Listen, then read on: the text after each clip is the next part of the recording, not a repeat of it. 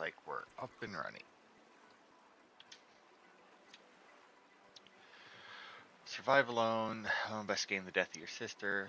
Like survival, but without hunger or thirst. Yes, please.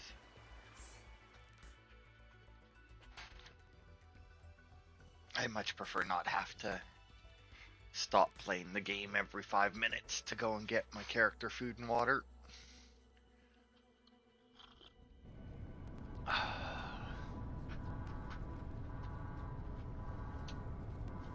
This is the farthest I can take you on company space bucks, Robin. You sure you want this? The research isn't everything. It is to me. And Sam. I need to know what happened. The meteor storm. I can use it for cover from Altera's eyes. Gonna miss you, Robin. I'll find my way back. Oh my.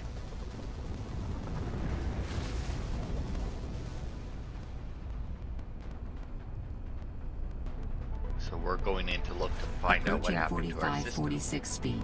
Surface temperatures. Drop pod deployed.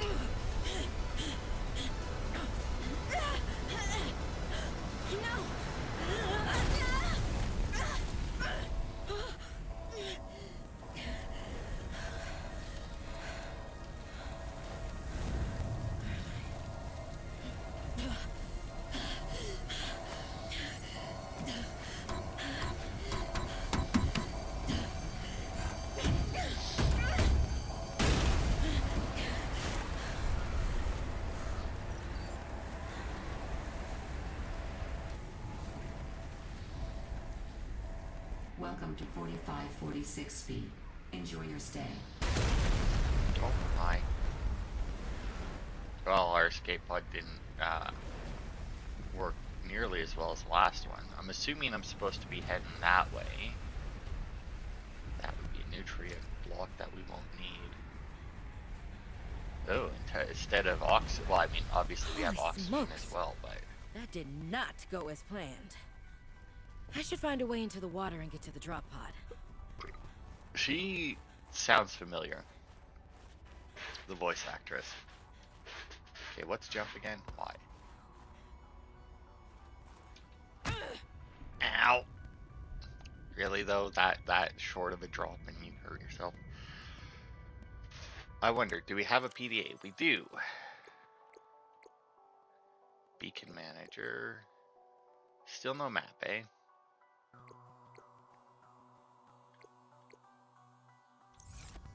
Alright, well, that's fine. Well, not really, because, I mean, I have, just like last time, I do have a map of the game up, so that I can find stuff, but obviously that's not going to be all that useful. Well, although, no, that's not true, because we have the initial drop pod. Oh, look at that, we have some peepers, but why are they? Oh, right.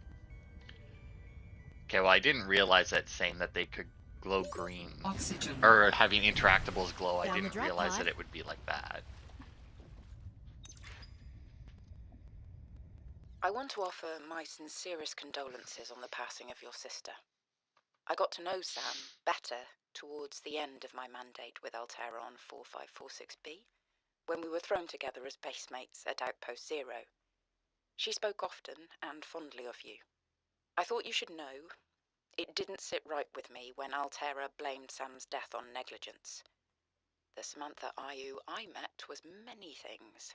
Kind, clever, devoted to her work, but never negligent.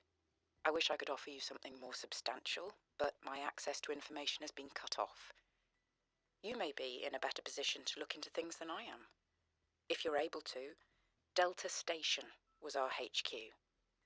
They were in a big hurry to leave, and there might still be information to be found there. It has a big radio tower, impossible to miss. I hope you find the answers you seek. Lillian Bench. Okay, I think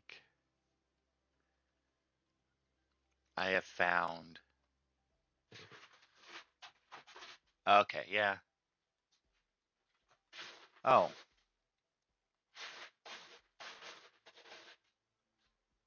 Well, no, I don't know. That seems right. It says that the drop pod will drop in a random location, but I mean, that seems to be about where the crash was and the direction I went. So, I mean, I'm going to go with that's correct. Let's see, what else we got? Dear Miss I, on behalf of Zeta Landon, 4546B, Robotics Section Leader, and Indra Cormack, President of Altera Transgov, I regret to inform you of the death of Samantha Ayu. She died on planet 4546B, regrettably as a result of injuries sustained in an accident arising from her own negligence. Please allow me to communicate the most profound condolences for the loss of your sister. While further details are unavailable at this time, you will receive contact from the Department of Insurance and Recuperation concerning your responsibilities as next of kin. With regards to repayment of damages and legal fees, if you have any questions, you may file form whatever, and your query will be addressed in sequential order. Okay.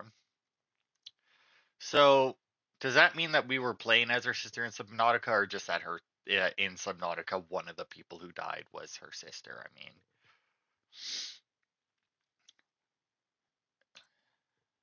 let's see. Robin, guess what? I got the job. I'm going to 4546B. Now I'll be able to improve the mechanical avian amphibian under real-world stress conditions. Oh. Listen, I know your stance on Altera, but I just hope you're happy your sis is happy. I sure hope my sis is happy. I can't wait till we talk again. Oh, I wanted to ask you something. Can you watch my Augie while I'm away? I need someone I can trust to look after my best little potato. Potato, listen. I tried, but that name is just not sticking. He's my little extrabite. I'll leave the starchy tubers nicknames to you. Anyway, if you say yes, thanks, baby sis. Love you. Okay, so completely unrelated to the first Subnautica game then. 4546B to Robin. Come in, Robin. Remember when we used to play old-timey Space Explorer? This is kind of like that, but it's even harder to communicate. Well, let's see. I got your last message. Altera is not, as you put it, alterrorizing me. Things are going well. My project has a new name. Say goodbye to the mechanical avian amphibian, and hello to spy penguins. We're training the bots to mimic the creatures. Check out the photo. And I think I'm kind of seeing someone. I know it's not like me to just find a date, let alone on a mostly uninhabited water planet, but actually, you know what? Forget I said anything. Yeah, it's probably not even a real thing, but anyway, I'm sorry to hear XenoWorks might be strapped in the revenue department. Sounds like they still have you busy Xeno working, though. I know there's no way to guarantee an alien intelligence startup will succeed, but you've put so much into it. I hope they find a way to keep going. I know how much it means to you, getting to work at a small place where you have control over your research. All right, I gotta go. Later, baby sis. Love you. It's kind of annoying that her picture disappears in the pauses between the paragraphs. Hey, Kind of weird Robin. too. I got your Augie photo. Thanks so much for taking care of him, even though he's a cranky Hey, the nickname actually fits that way. A cranky potato. I know he can be a handful, but I really appreciate it. I'm a bit worried about my other baby, the mission. One of my penguins found something big. But Altera is just like, nothing to see here. Honestly, kinda glad you can't answer, so you can't, you know, rub it in my face.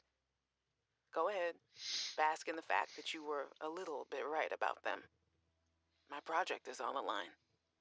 My job, my safety. I heard about XenoWorks getting bought. I'm sorry. But at least you still have your job.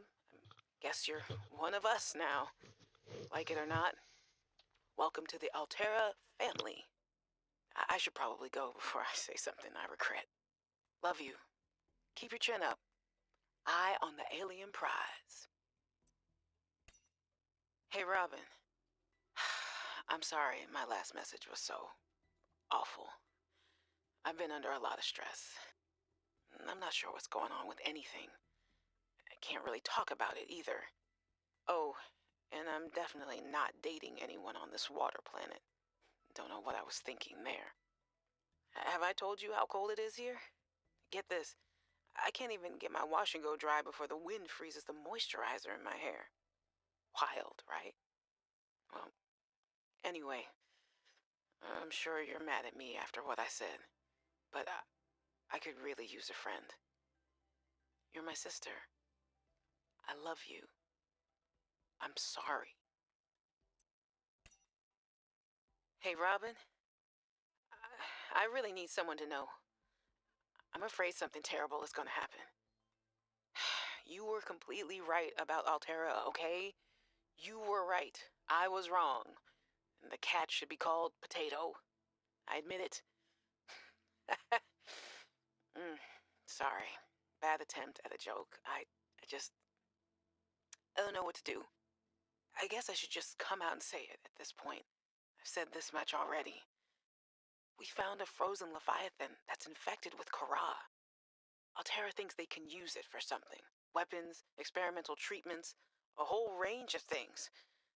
But one end of the range is ugly, dangerous, but profitable, of course.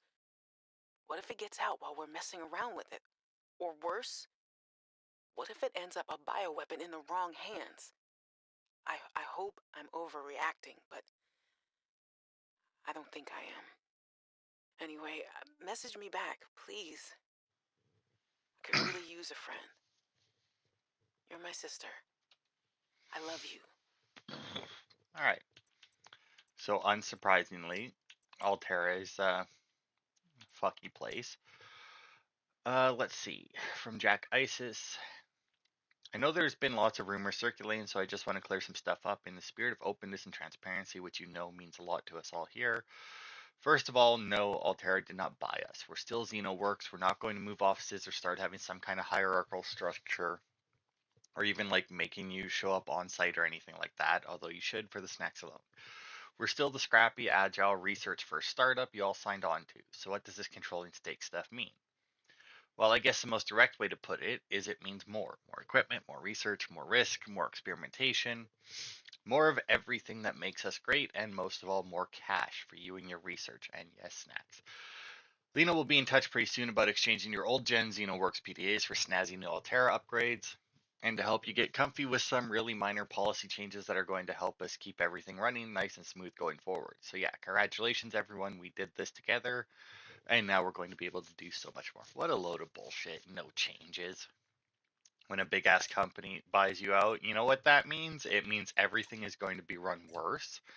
It means there's going to be more red tape. It means that everything going to have to go through so many different layers. Like, welcome to adventure mode, Xenoworker. You have arrived in an Arctic climate. Your great expedition begins. Your XenoWorks PDA is equipped to monitor your temperature and vital signs. Since you have downloaded the Arctic Survival Almanac, it will also dispense advice from time to time. For the benefits of future adventures, your device will also record observations and findings you make. Retreat to a safe environment, administer first aid if required, retrieve emergency supplies if available, survey the environment for threats and resources, find or construct a reliable habitat, construct necessary survival equipment using the habitat's fabricator, locate other survivors using line of sight or the radio, maintain physical and psychological health until rescue. Okay. Adventurers exploring the surface in cold weather climates are advised to take additional precautions. High winds can result in rapid onset of hypothermia. Keep an eye out for natural shelter or restorative hot springs. If wearing a standard issue AEP suit, bodies of water may provide safety from extreme cold. That doesn't really make much sense, but alright. Unexpected detours occur. You never know how long you'll be away from home base. Remember to pack a lunch and a toasty hot beverage if possible. We can't say this enough. Layers. Investing in a quality cold suit is certain to pay dividends in warmth and safety. Remember, when in doubt, don't go out. Alright, you're currently wearing the AEP Mark III Beta. The latest all-environment suit is stronger, warmer, and more lightweight than ever. All-environment, protection. Onboard communications and heads-up display, biometric monitoring and feedback, slimline build for maximum freedom of movement, 5 4mm neoprene layer supports aquatic activity at nearly any temperature, rated for outdoor use at temperatures above minus 10 degrees Celsius. That's not all that cold, really. That's not a very good rating for all environment. Like, so delightfully comfortable you'll forget it even exists. Property of Xenoworks must be returned at termination of employment, can be purchased from the company for 1 credit, accounting reasons. So it's free. The Essential Science Survival tool. The scanner can be used to add new blueprints to memory and analyze unknown entities. It emits electromagnetic radiation in the specified direction, which is reflected by the environment and then analyzed to determine the physical makeup of the targeted object. It has 4 primary functions. Record the physical parameters of scan technologies to add their blueprints to the PDA databank. These blueprints may then be constructed at the appropriate fabricator. The scanner is also equipped to break down damaged and otherwise useless devices into their base metals for salvage purposes. The scanner will attempt to match scanned organisms against the onboard database. If no match is found, then the species will be assigned an easy-to-remember name and a new databank entry will be created. Your PDA's AI will also attempt to synthesize theories on behavioral tendencies and evolutionary origins where possible, as well as deliver assessment on how best to approach them. The Altera spectroscope scanner, understanding the world so you don't have to. So it emits electromagnetic radiation, and that doesn't fuck with some of the things we come across. The repair tool can be targeted at any common device control panels, habitat modules, radios, etc. to stitch wires and seams back together at the atomic level. All good technicians keep one of these under their pillow. Most people don't care why it works, just that it saved their life that one time. But in case you're curious, it combines scanner and fabricator technologies to determine the proper specifications for the targeted object and then rearrange the available physical material to match the original specs. Alright. Fabrication technology is the power to rearrange matter at the atomic level. It is the catalyst behind the great expansion and remains the backbone of the modern world. Fabricators come in all shades of sizes, but the most common are small enough to be wall-mounted and are used for everything from constructing everyday implements to cooking dinner. It is common today for households to keep a store of generic base materials on hand for any eventuality. Yeah, if anybody can actually make one of these in real life, the life would just get so much easier immediately. Like, you have the extreme versions in like Star Trek, I think, and the reason I say I think, because I've never watched Star Trek, but in Orville, where it just pulls shit out of thin air, like it can just make anything for nothing somehow. And I mean, that's like the extreme version. Like, these ones obviously require materials to be put into it to then be broken down and crafted. But even then, that would make things so much easier to just like dump a bunch of raw materials into a thing and then it just builds whatever you want. Like,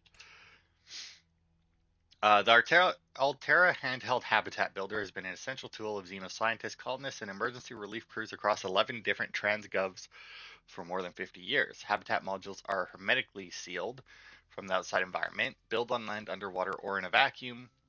That's interesting that they mention a vacuum. Habitats can be enhanced to become long-term homes, remote research stations, defensive outposts, and more. Select a basic compartment from the builder menu and place it somewhere opportune. Add a hatch to access the compartment. Build a solar panel to power the habitat's oxygen generator. Construct useful interior modules like radios, rechargers, and storage solutions. Primary habitat systems like oxygen generation and flood control, as well as modules like the fabricator, draw power and will not function without it. Additional compartments reduce overall hull integrity depending on the external pressure. So, oh yeah, I guess. I was going to say the oxygen generation and flood control never really drained power in the last game, but I mean, I guess in theory it drained power. They just didn't really show it because, it was kind of necessary and you couldn't turn it off, so why bother? Solar power is the most prevalent power source in the galaxy, and so it is no accident that the standard solar panel is the default means of powering habitat. A power source is a requirement of habitat oxygen generators and other onboard modules, provides limited power for small outposts and survival habitats, may be mounted on or near the habitat itself, or placed remotely and connected via power transmitters. Power rate relative to sunlight exposure, that makes sense. The mobile vehicle bay is a deployable station equipped with fabrication drones designed to construct small research and exploration vehicles from raw materials. It is a common tool in almost all industrial, scientific, and colonization operations. The Sea Glide is a personal transportation device designed for use in oceanic environments, capable of speeds up to 36 kilometers an hour in standing water. Displays basic topographical data for aid in charting cave systems, replaceable battery, keep fingers clear of propeller. The Sea Glide, anything that moves faster underwater is probably trying to eat. That's a good slogan right there. All right. So let's see. Right now we can make glass, silicone, and fiber mesh with creep vine. The seed clusters are red now instead of yellow. That's interesting. Quartz, obviously. Copper. Oh, a ribbon plant for the battery instead of table coral, right? I do believe is what was required to make batteries before. And no acid mushrooms. It was table coral. Was it just acid mushrooms and copper? I don't know. Oh yeah, no, there is still table coral. Yeah, that's the same. 2 table coral, gold and copper. 2 wires, silver for a wiring kit. Okay, we can make a compass with a wiring kit, copper wire, first aid, fins, tank. Okay, so we can already make the scanner, the flashlight, and the survival knife, and a flare, and the locker. Well, Sam, I guess I might as well gather some tools and resources before starting my search. Hope that radio tower's as easy to spot as Lil said. Well, hopefully. But first things first.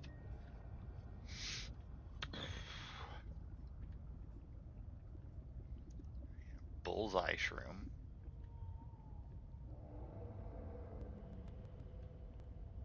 Is that our version of reefbacks making that noise? Oh, what are these things? They're cool. A sea monkey. Oxygen. That's cute. Oh, fuck me. Alrighty. Oh, I think I saw the ribbon plant. Okay, so this would be the equivalent to the safe shallows, I guess. Ribbon plants contain electrolytic materials that can be used in energy storage. And apparently we have an Indian PDA this time. Sea glide fragment. Copper. We'll take some quartz as well.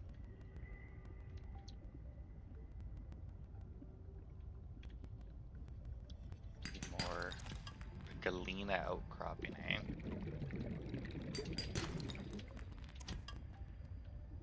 Don't know what galena is, but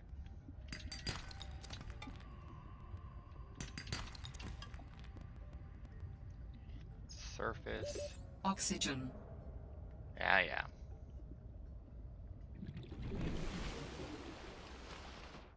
I see we don't like burst out of the water like we used to, which is nice. Okay, what was it for the tank? 2 titanium fiber mesh, but for that we need creep vine, and for that we need a knife. It was silicone, which is creep vine seed clusters. Okay. So if I am correct, and this here is where we were, then we need to go west to reach a very small kelp forest. But how do I make copper wire and a wiring kit, which requires silver ore to make the compass? Because I don't know which way west is. So saying that we need to go west doesn't really mean much. Hey, limestone. Good old limestone.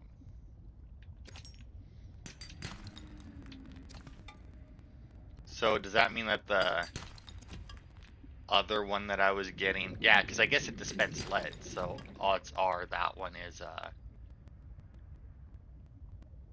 the Galeo or whatever the hell it was, is gonna be our version of like the sandstone, I guess. Weird how there's like just tentacles everywhere underwater. Like that's kind of weird formations to have been made. That's a weird plant. I don't want to get too close to that right now.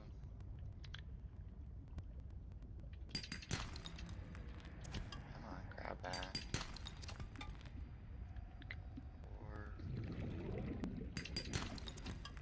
titanium, good. I didn't even get, I got copper. I would like 2 silver so I could make the compass. But I need to find more of those other... Oxygen.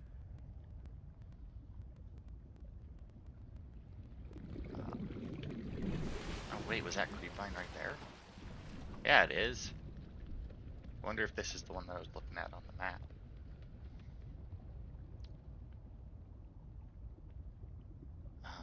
Oh, there's some seeds. I wonder if we're gonna have a stalker equivalent.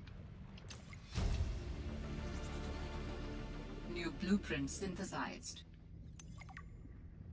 Yeah. Oh yeah, lubricant. That makes sense.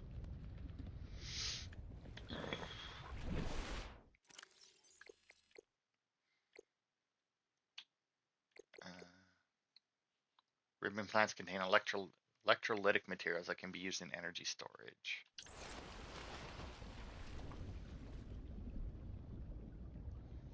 Okay. Well, that explains why they're used in batteries then.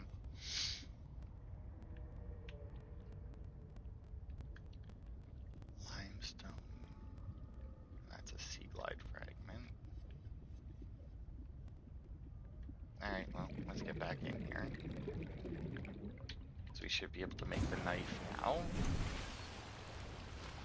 I was a little nervous about dropping into an unknown area, but luckily, this biome seems to have an abundance of minerals I can use for tools and upgrades. I didn't want another situation like Bazantos 5. When Xenoworks dropped me off, there were barely any resources. I survived off the land for 3 months with just a knife, my lucky PDA, and some rope. I am still kind of proud of that, though. Is that Ashley?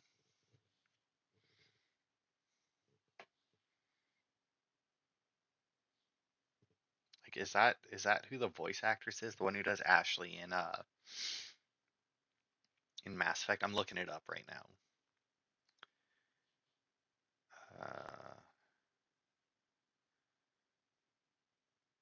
A lot of cartoons. Oh, she was in the South Park game.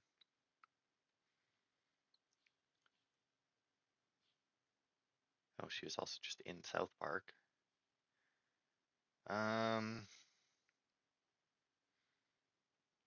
There's additional voices and things I played, which doesn't really, I mean, that's generally like random people that I wouldn't recognize.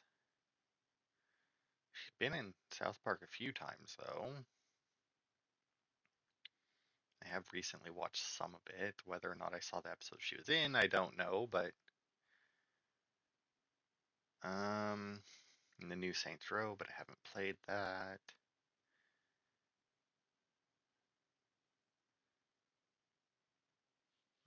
Come on.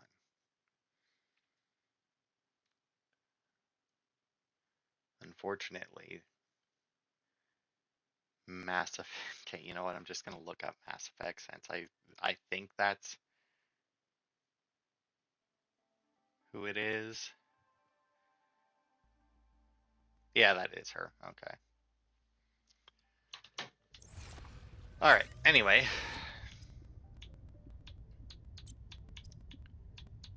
Okay. Silicone for that. Fiber mesh for that, but I need the. Okay.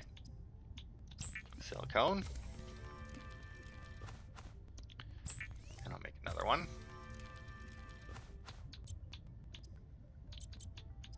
Because then, oh, what can I make deployable? Oh, the locker. So that way I can make the survival knife.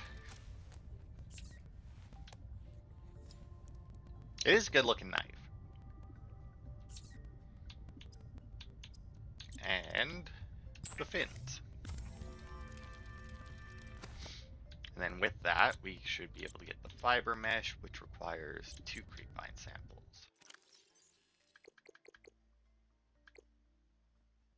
Okay, good, and it did equip it automatically. Also, where's my storage? Not that it's like, I need to get rid of it because it's taking up too much space, but you know, I may as well get rid of it. Okay, so I think it was this way was the Oh yeah, there it is.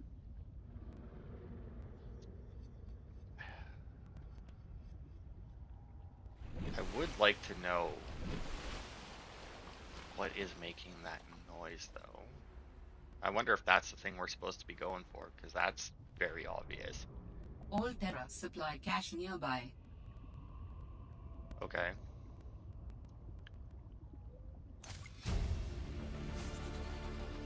New blueprint synthesized. Limestone. Limestone. Limestone. Damn.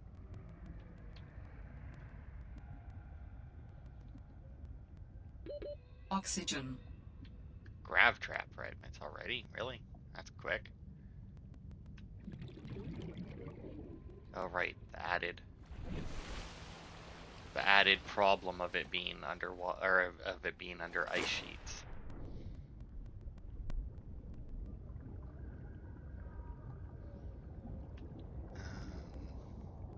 Okay, that seems awfully far away.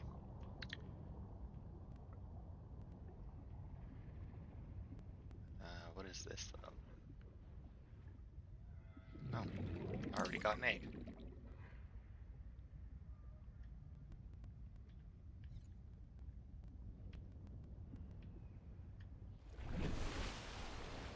We'll check all the data entry stuff whenever we go back to the ship. The assault deposit.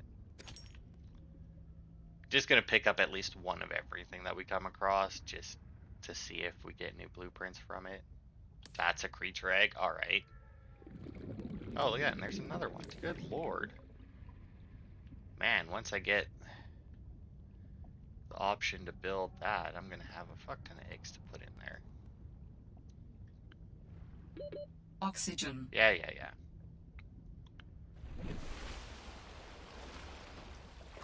Not having any luck with silver, though. Which is a real shame. I don't want to go too deep because I haven't even built my...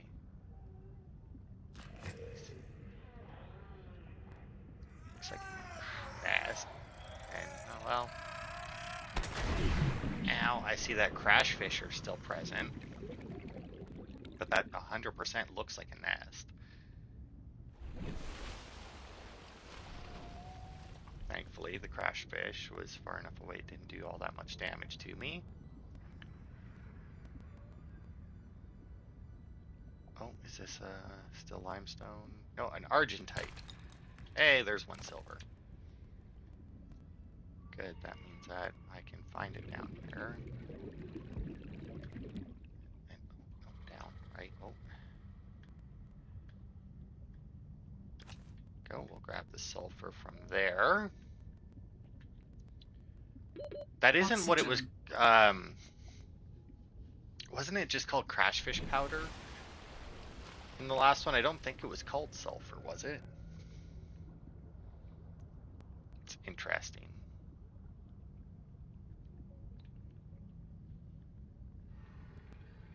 Okay, I need to try and find more. Want one more silver.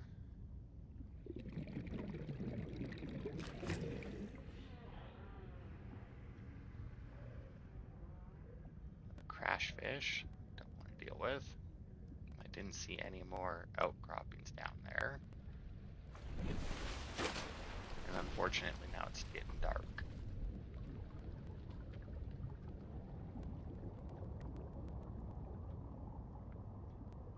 I wonder if there's gonna be more.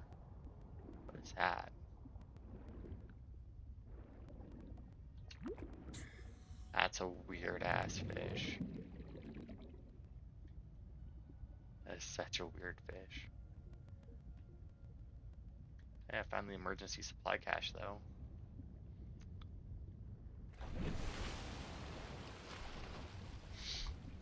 So that's good.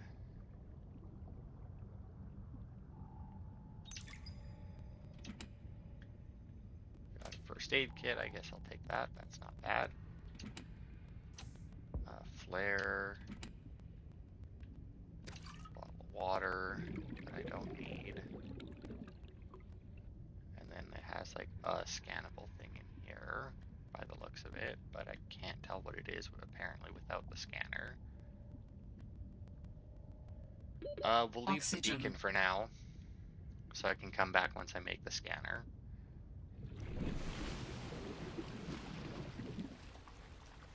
That, the weird fish, yeah.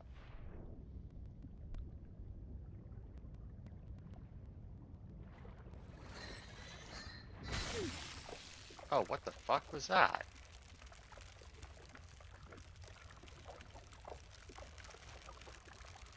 Did that thing just freeze me or something?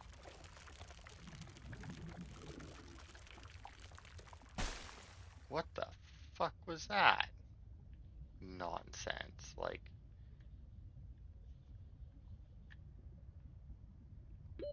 Oxygen. and that was so long that I was frozen for too. Like that's an easy death right there. Like such an easy death.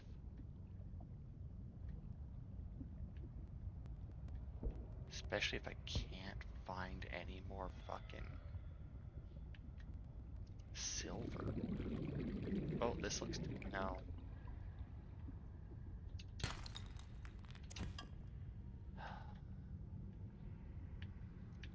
Titanium. Come on. Yes, there's the silver that I wanted. Oxygen. Yeah. Got it. There we go. I also need more of those ribbon plants. Because I'll need more than one battery. Haven't seen more than one of them, though. Don't know how common they're supposed to be, but I feel like they're... if it's my main source of batteries, they should probably be fairly common, right? Aha, there they are. Just need to know where to look, apparently. Which is a little bit underground, as it turns out. Oxygen. Yeah.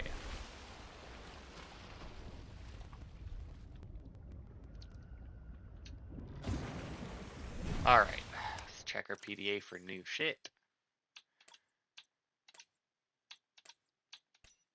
Evidence suggests that a substantial number, if not all, of the local species reproduce through egg laying. Eggs can be found resting on the seafloor, buried beneath detritus, or even wedged into cracks in the rock. Different species likely favor different biomes as their nesting grounds. Eggs discovered in the wild are in some form of natural stasis, likely awaiting ideal conditions for which to hatch or the delivery of some vital enzyme which will kickstart the process.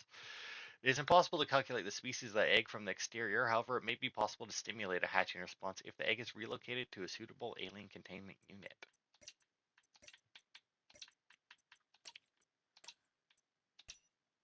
I'm telling you, Sammy, you see some weird things when you spend half your day in a sea truck. More vandalism? Was it the sea monkeys again? I don't think so. I can't shake the feeling this planet is cursed. There's no such thing as a curse. Yeah, you're probably right. That's nothing. You wouldn't want to hear about it anyway. Just a huge creature frozen in ice. What? Where? In a cave, not far from your lab. And here's the extra weird part. As soon as I called it in, they closed off the area. Don't want anyone going in there. But why? Sammy, I'm no biologist, but I think there was something wrong with it. Its skin just seemed off. Alien. An alien on planet 4546b. No. I'm serious, Sam. Something ain't right. Wish I could show you, but I can't get back in there. You can't. But I might know how to. Whatever you're thinking, we never had this conversation. And that's what happened to our sister. Alright. So with that, I got for that. And also I will make the glass because I do want a flashlight. Copper ore and ribbon. Okay, and I needed the silver ore.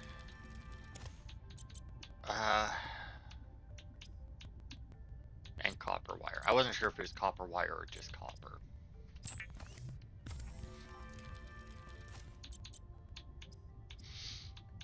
Okay, get our compass. There we go. That's always good to see. And then we can get our tank. adding additional blueprints to your databank. Alright, air pumps can be New used to blueprint pump synthesized. pipe breathable air to a remote location. The base attached air pump can be built at a compatible habitat and will source oxygen directly from the habitat's oxygen generator. The floating air pump must have access to breathable air and be floating on the water surface. Pumps must be connected to a pipe chain to function. The standard oxygen tank can be upgraded for deluxe and VIP breathing. Okay. Well, while we're in here, we'll dump off the creature eggs and the water that we won't need. Okay. Could only make one battery, unfortunately. One plant short, but whatever. Oh, we can actually just straight up make the repair tool. Alright, well, we may as well.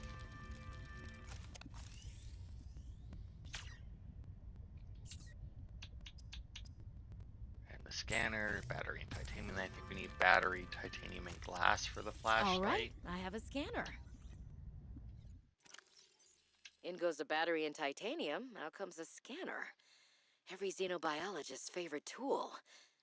This planet has some fascinating flora and fauna, and I can't wait to learn about them. This will also give me access to a greater tool set. I'm assuming Altera left behind tech that I can scan for blueprints. That should make surviving and exploring out here a bit easier. Don't worry, Sam. I haven't forgotten I'm here for you. But it can't hurt to do a little research on the side, right? I know you would have done the same. I will find out what happened to you. I promise. Okay.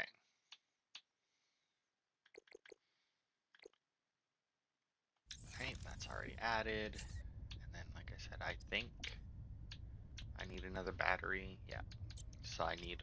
Oh, and just the battery and glass. Oh, what's this? Alright, the pipe and the air pump, which I never use. Alright.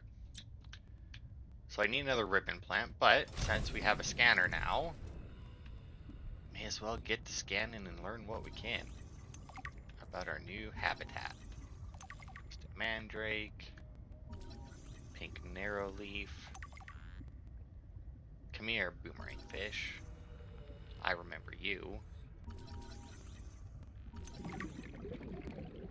I like how when you have the schools of fish, you can't, I say I like, it's kind of weird. How you can't actually scan them. And I wonder if they didn't make them interactable just so that like you couldn't theoretically wipe out an entire species. We are also directly next to the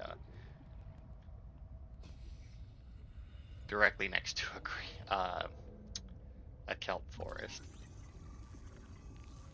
Man, we're gonna have a lot to learn when we get back. Inside. Oh, the bladderfish. Oxygen.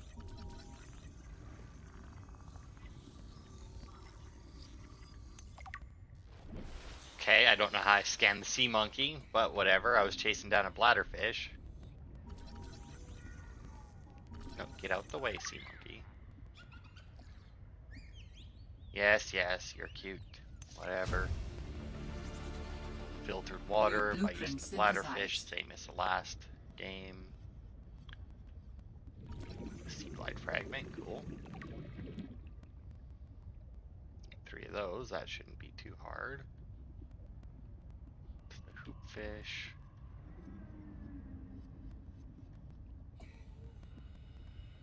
There's the peeper. Come back here. They look slightly different, I feel. Oh, why are you so fast? Oh, because they're an Arctic peeper. There we go.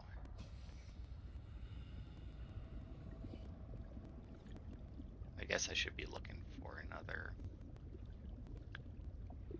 That is a big deep hole.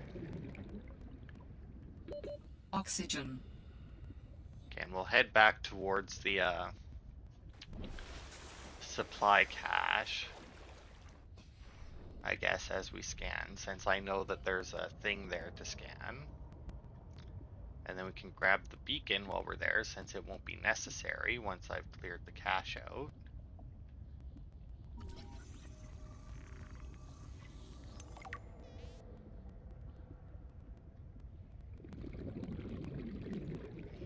Scan. Oh wait, is that a Galena outcropping? Seems to only want to give me lead. Creepvine. And we had these purple plants in the last game too. I don't remember what. Yeah, violet bow. Red wart. I recognize that one as well. Warning. 30 seconds of oxygen remaining. Scan the seeds before getting all the way up to the surface.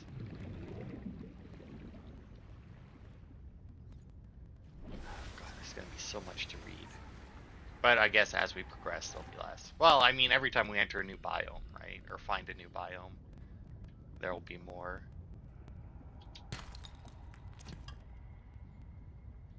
So the Galena, it actually specifically said chance of lead.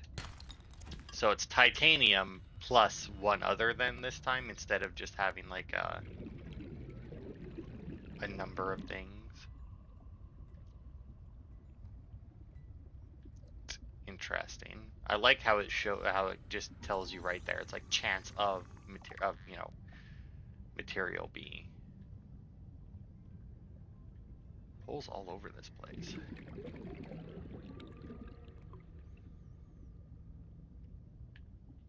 Want to know what the hell?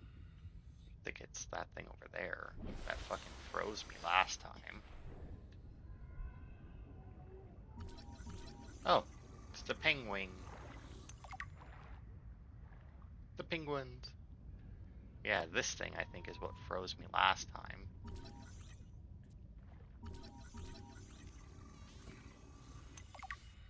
Or at least it was nearby when it happened. Titan holefish. Yeah, I would say so, because I mean a holefish was something that we had in the last game. That's something. This little fucker bite me. Oh, well the sea monkey got it though. Thanks. Hey! Some of the wildlife down here is very grabby. Give me that back. Little bugger.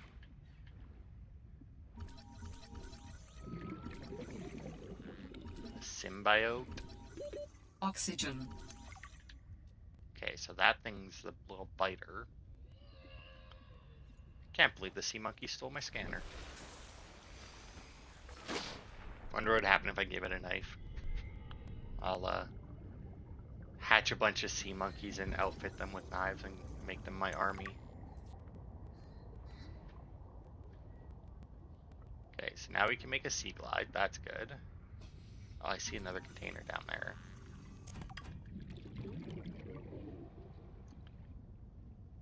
Mineral detector. Well, that'll come in handy. We never had a handheld version of that in the last game. All we had was the oh, and we only needed the one. New blueprint synthesized. The only mineral detector we had in the last one was the scanner room that you could build onto the base.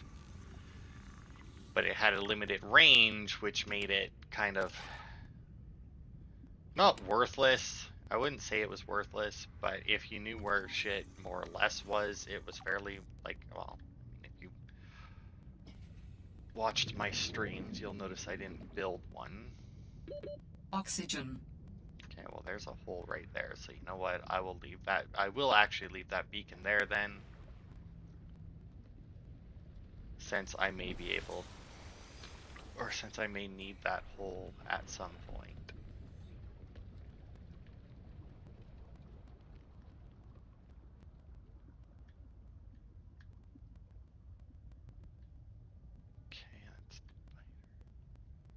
So wait, I can pick those up too?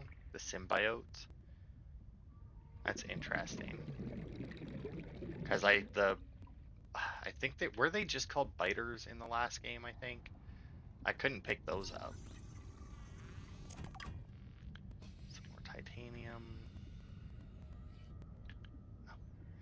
scan this weird plant? Oh, it is an oxygen plant.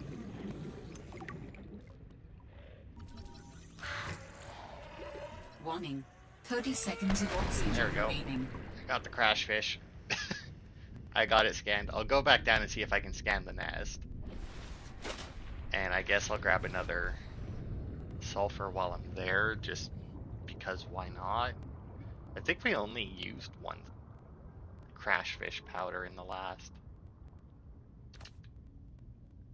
Oh wait. Could I scan it? I could scan it.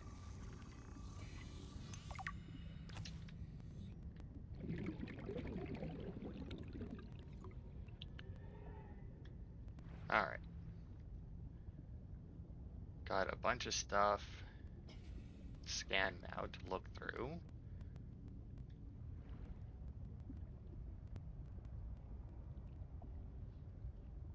I need, oh there we go. I was gonna say I still need more ribbon plants.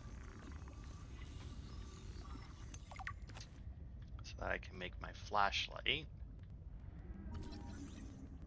Oops.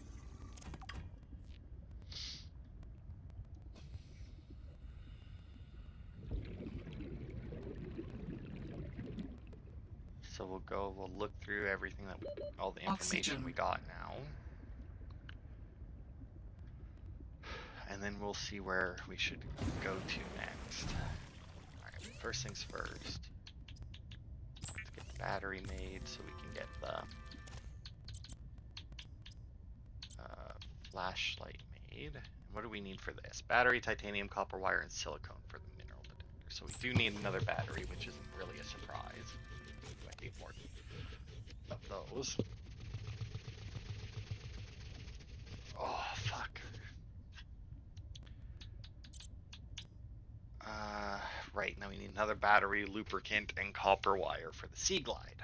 So we basically just need more ribbon plants. Alright, need a lot of fucking ribbon plants. I miss when it was the mushrooms that there was like 12 of at once.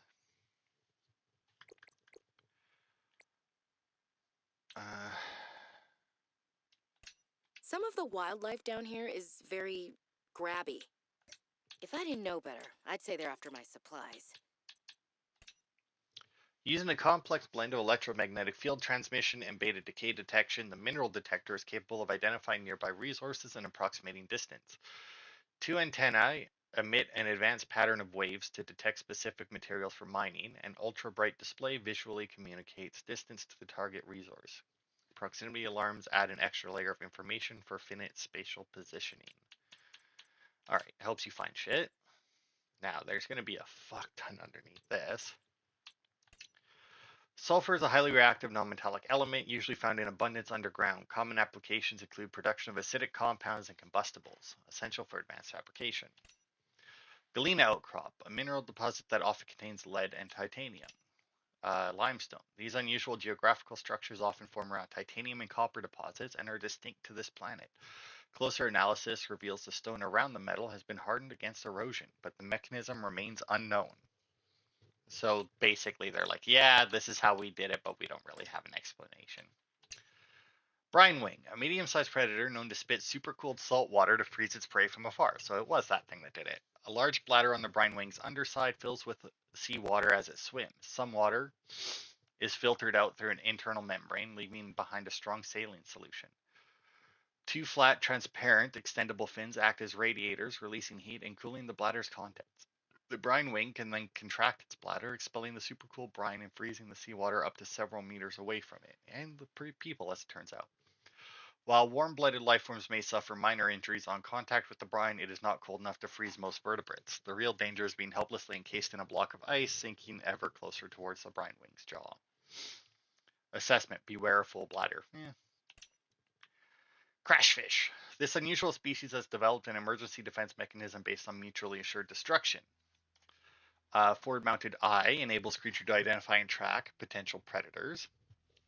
Sulfur plant. The sulfur plant has evolved to feed on sulfuric compounds secreted by the crashfish, which makes it nest within its leaves. Stronger, more protective plants provide superior nesting grounds, which in turn provide the plant with more nutrients from larger crashfish. Oh god, there's bigger ones. Concentration of sulfur build up in the organism over time. If the crash fish collides with something at sufficient speed, the spikes on its torso are impacted, triggering an explosive chemical reaction. Assessment: equip stasis rifle, repulsion cannon, or similar before approaching shallow caves. It's fine. You can get away from them fairly easy. The penguin. Bird-like creature, hunts small fish below the water, huddles and packs on the ice above. Consumes small prey fish and regurgitates them for its young. Retractable tail and claws allow for fast evasion of predators underwater and maximum grip on the ice. Sharp teeth concealed inside the beak can tear chunks out of aggressors and prey alike. Huddles and packs on the surface for protection against the cold. Less cuddly than they look. A small, fast predator which nests inside the hull of the Titan holefish and defends them at all costs. Oh, that makes sense why it was all around there then. Symbiotes feed mostly on overconfident predators which attack the Titan holefish. Expending huge energy reserves to move quickly and strike their targets, the symbiote is dependent on receiving additional warmth and oxygen from the Titan holefish. Symbiotes lay their eggs inside the gills of the Titan holefish. The waste left behind is absorbed by the Titan, constituting all the nutrients it needs to survive. Catch or neutralize to approach the Titan holefish. I mean, I was approaching a couple of them without these things coming at me. Let's see. A medium-sized and intelligent herbivore which shows great interest in other life forms and their possessions. More research is needed to understand this life form and its behavior. Two finger-like appendages on each forearm are tipped with suction pads for basic object manipulation. Its large turquoise crest is made of rigid bone. It is possibly used as a ram, although this has not been observed. Sea monkeys roam the ocean almost playfully, largely fearless of predators. Seen to form small nests where they hoard objects of interest for unknown purposes. So that nest I found was a sea monkey nest. Investigate with caution, yeah. Titan holefish, a large, docile herbivore which emits oxygen and is defended by the small, aggressive symbiotes which accompany them. Slow, stupid, and delicious. Okay. Complex gills line the inside of the hole, drawing cold water in and emitting warm, oxygen-rich water in its place. Attracts symbiotes, which make the holefish their home and fiercely ward off any approaching life form. Migrates more or less at random, feeding from nutrients deposited by the symbiotes. The Titan holefish has evolved entirely beyond basic survival mechanisms like speed, intelligence, or hunting. It exists in a semi-permanent state of unreflective calm, swimming forward on impulse, fully trusting the complex ecosystem which supports it. Okay, then we have the Arctic peeper, a fast prey fish camouflaged against the ice. Like the common peeper, it is fast and relatively intelligent, allowing it to survive in large numbers. Researcher notes: don't let the auto-generated name suggest ice clops. Yeah. And it's edible. Bladderfish. This unusual herbivore appears to be mostly defenseless and bears little resemblance to the other life forms around it. Semi-permeable bladder. The bladderfish is able to filter air and seawater into its body cavity through a unique membrane which surrounds its spine like a bladder. This allows it to remove and consume organic particulate caught on the way and adjust its buoyancy. Open and vascular tubing can be angled to contract and contracted to pump out water and achieve low velocity guided propulsion.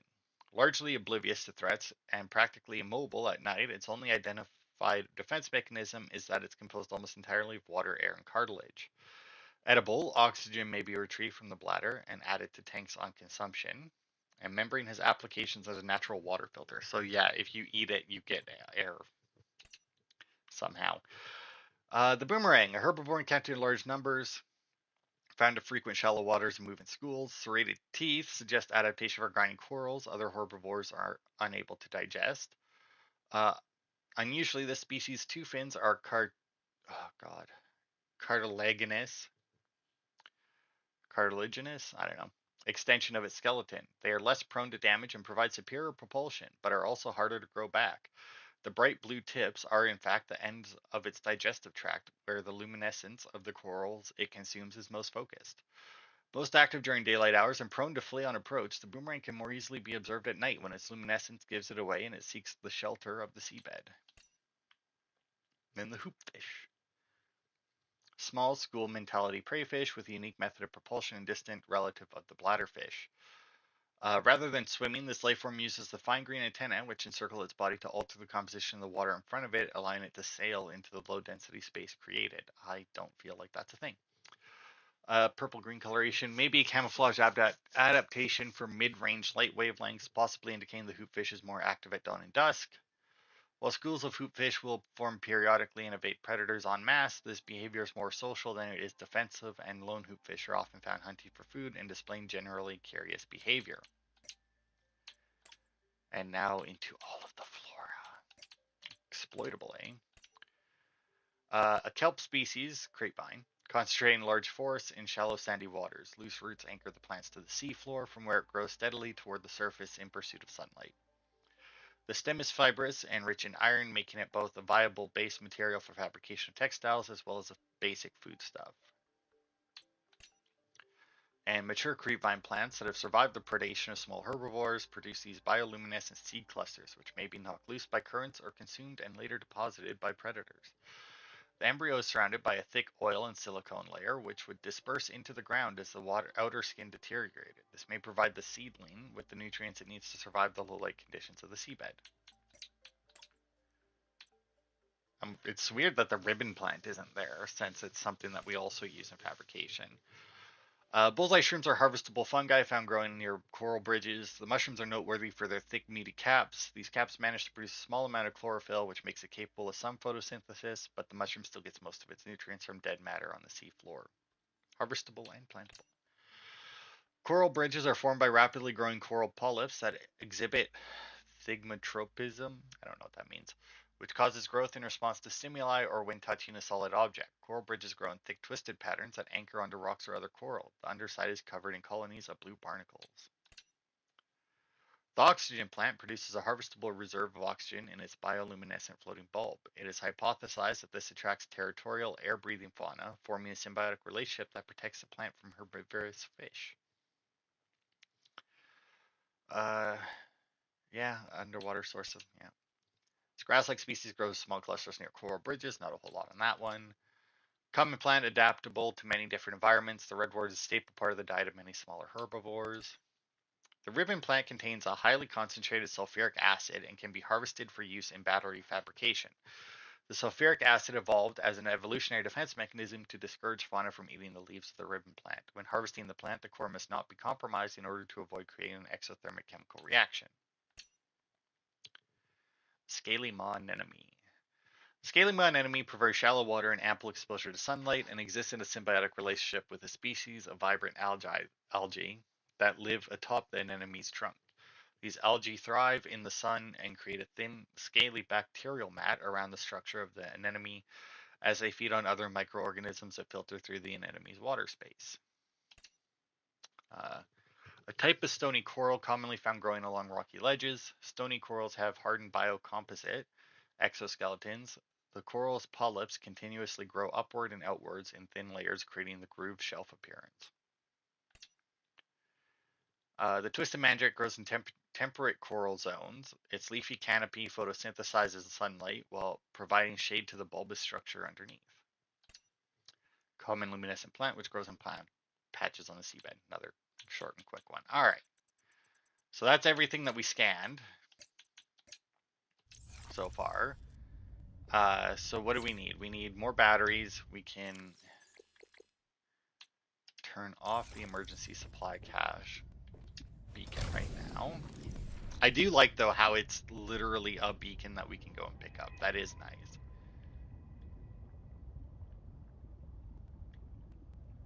But yeah, I basically just need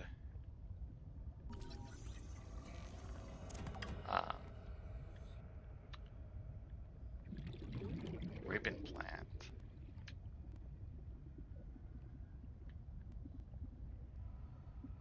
As far as I can tell right now, because I just need batteries so I can get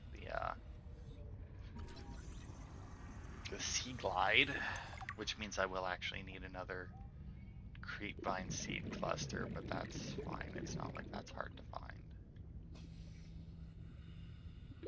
Warning. 30 seconds of oxygen remaining. Too spoiled from having just played the first game, or just finished the first game and having all like the upgrades and shit.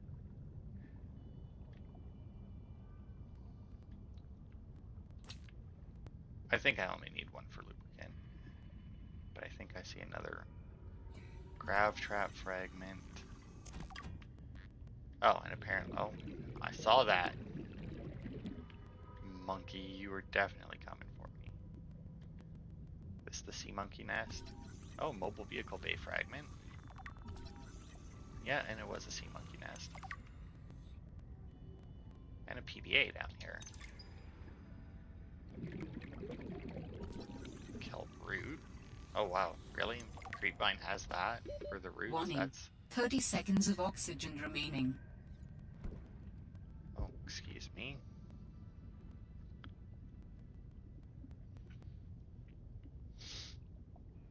Come on, get up there. Where the hell are these bloody ribbon plants?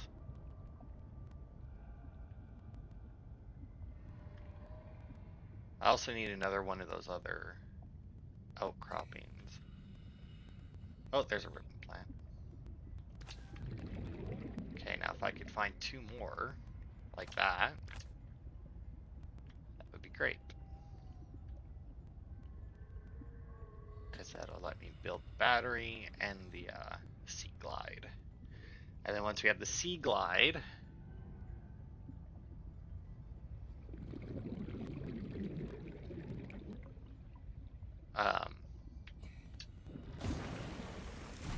maybe we can expand out. But let's see what we picked up here.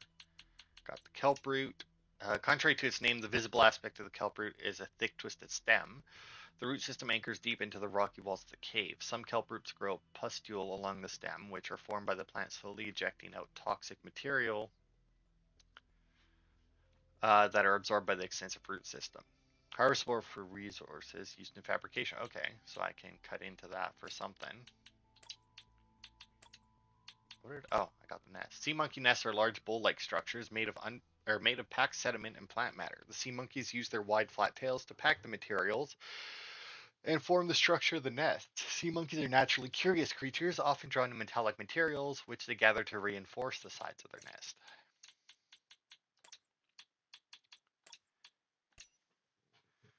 Okay, so that means that we picked up this thing.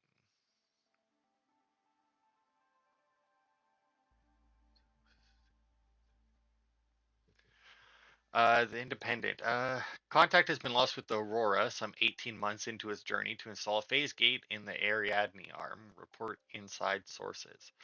Altera launched the Aurora to much fanfare almost 2 years ago and recently announced the ship had arrived in the destination solar system. The Aurora has reportedly now missed more than one routine check-in. Asked for comment, a spokesperson for Altera said communication with ships outside of the phase gate can take weeks or months in ordinary circumstances and is commonly interrupted. The Aurora was in good shape and ahead of schedule the last time they checked in. We have no reason to think anything has changed. Nonetheless, our sources emphasize that Altera cannot yet explain the loss of contact, and given the exceptional value of the ship and its mission, they are taking every possible measure to re-establish contact. Shareholders will be watching closely.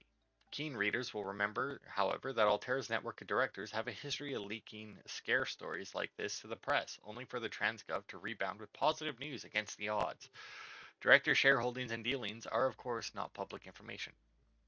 I mean, that makes sense, right? Release information, be like, oh no, the horror, what could have happened to them? And then just be like, oh, look at that, we managed to save them all. Congratulations to us. Aren't we the best? Location, battery. That's not here. That's not here either. Where the hell is the Sea Glide? It's not under deployables. Oh, look at it, it is too. What else do I need? Copper wire. Oh, I actually need a lot more copper then. Because I need, Also, I made the... Hang on. Go back in. Okay, let me set up my quick bar here. That goes there. Scanner goes next to it. The flashlight will go there.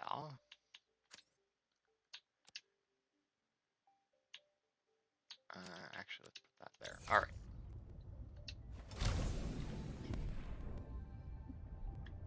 Copper. All we need is copper. We need 3 copper, I think. We need 1 battery and a copper wire, I think. I still don't know what's making that noise. No, I don't need lead. Oh. Oh, come back here, copper.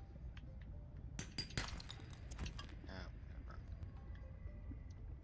And on copper. Nope. Oh, I'll definitely pick up more ribbon plants while I'm here, though. Warning. 30 seconds of oxygen remaining. Oh. Oh, that's just lead. Don't care about that then.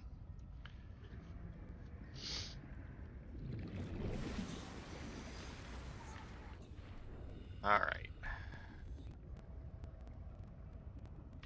That's another galena one. This one's a limestone, though. More titanium. But, I mean, there are more ribbon plants, but, you know, I'm gonna leave some because it seems like something that hopefully I'll be able to grow myself. And if that's the case, then I'll need seeds, which I'll probably need to cut into them to get. Okay, so I needed a copper wire, battery,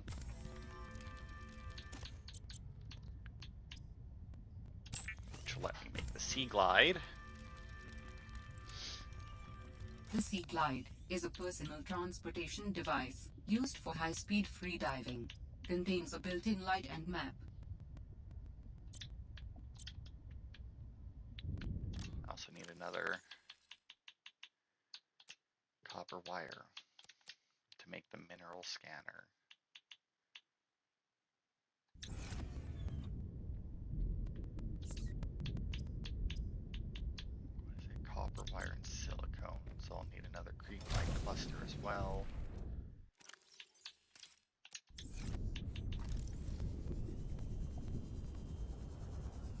The map can go away for right now. Don't need that.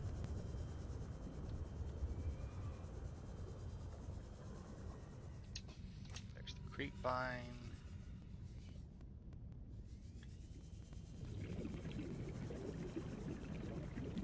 Now with this, we can fucking cruise to wherever we want. Oh, this is new. Crescent moon coral. Looks cool.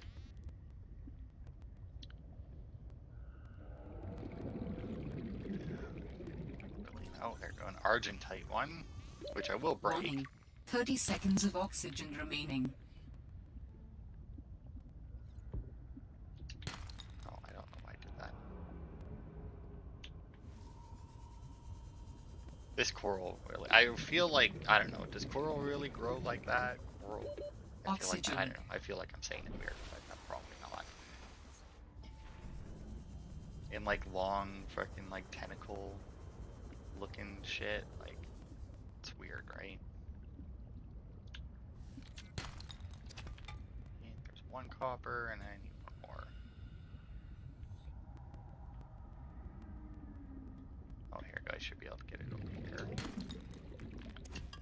Titanium, titanium, and titanium. Alright, well, screw you too, game. 3 chances and you can give me 1 copper. To be fair, I don't know what the odds of copper are. Odds are, chances are it's not 50%. Warning. 30 seconds of oxygen remaining. Currently it seems more like maybe 25% chance, which isn't horrible considering how much titanium we'll probably need, since I'm going to definitely be building a significantly larger base than last time. What did I need? I needed copper wire. Because I already had the battery. Oh, right, and silicone.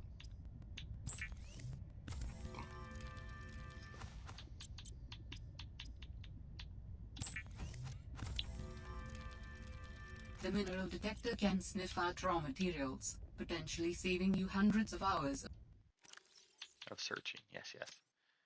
Okay, let's switch of out. searching.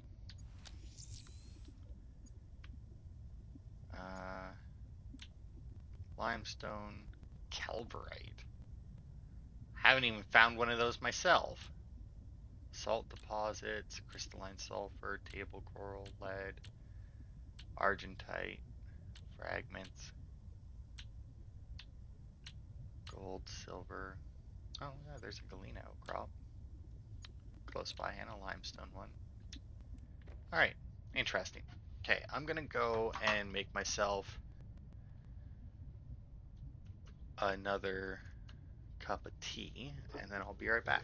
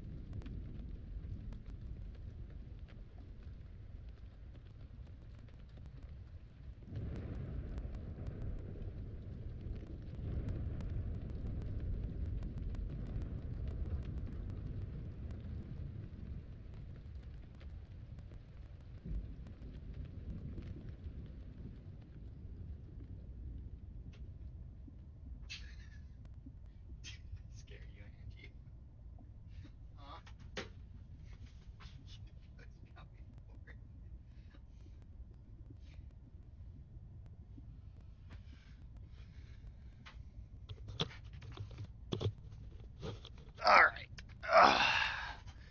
Eyes back. Okay. So we got the scanner now for when we need it. See where we should go. I want to go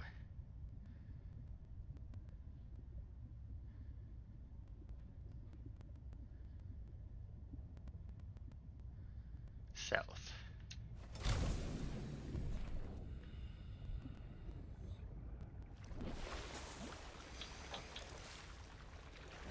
Because according to the map, there should be something out here. Looks like there is.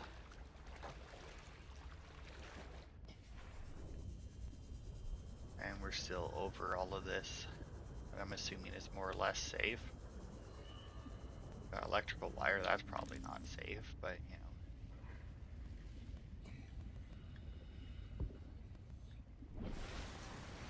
Cage for some reason. Not have like a ladder to get up here? Oh, there it is. Oh, fish. Okay, well, I mean, we'll disassemble that. Scan the desk to get that blueprint.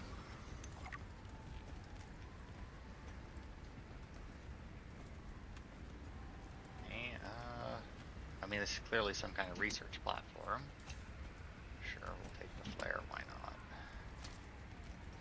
Sure, we'll take that, why not? Not a whole lot here, but I'm gonna assume then that there's more underneath. That's not the right jump button.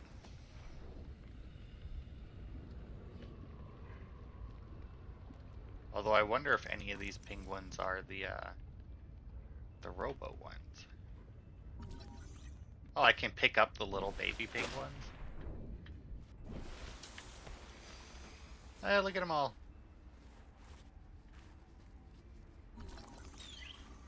Hi, guys.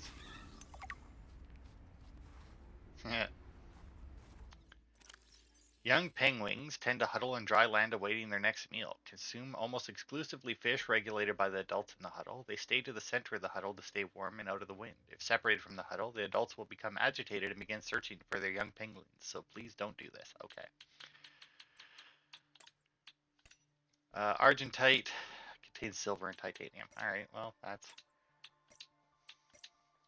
makes sense. What did we get for... Oh, yeah. The crescent moon coral prefers to grow vertically, similar to a vine. The branching filaments connecting the crescent to the red stem contain tiny flagellum that pull in various microorganisms for nutrients. Okay, so I have a floating platform there, and I see that they have some more stuff underwater. Makes sense. Sure, I'll take that. Still hearing that. Oh, beacon fragment. Oh, I never even thought to scan the... Oh, whatever. Now I can.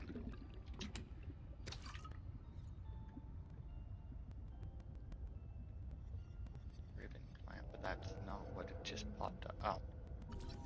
Light stick. I mean, you say it's a fragment. It's clearly just a light stick. No fragment involved in that. The wire cable coming down. Warning. Here. 30 seconds of oxygen remaining. Oh.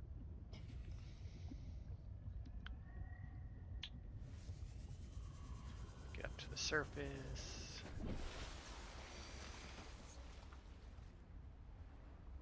Unless this is...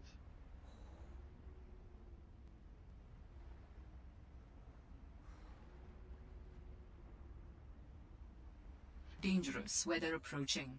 Seek shelter. Okay, does that mean that, like, I shouldn't be underwater either, or is that purely, like, a surface thing?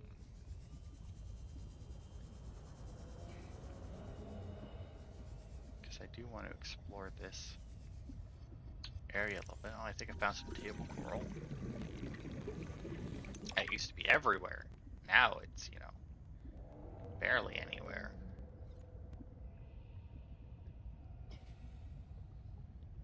Sea truck fragment. Okay, that's interesting. Is that the sea moth? but obviously different. Mobile vehicle bay. Warning. 30 Sea seconds of glide. oxygen remaining. Oh, inventory's full.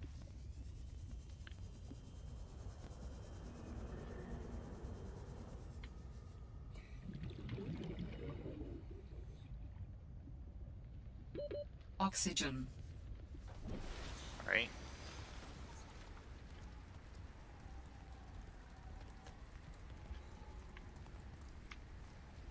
Oh, it's raining.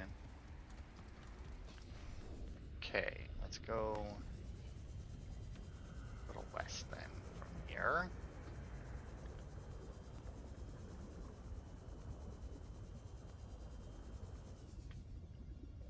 To see what we can see.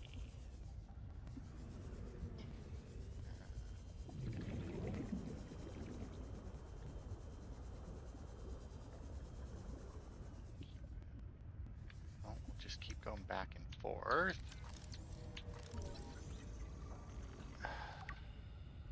So that we can keep moving down as well. Warning. Passing 100 meters. Oxygen efficiency decreased. Uh-huh.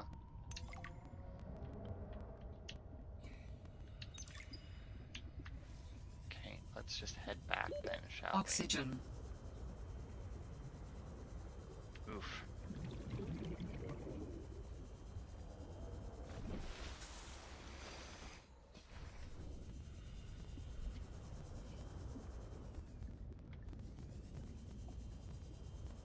Okay.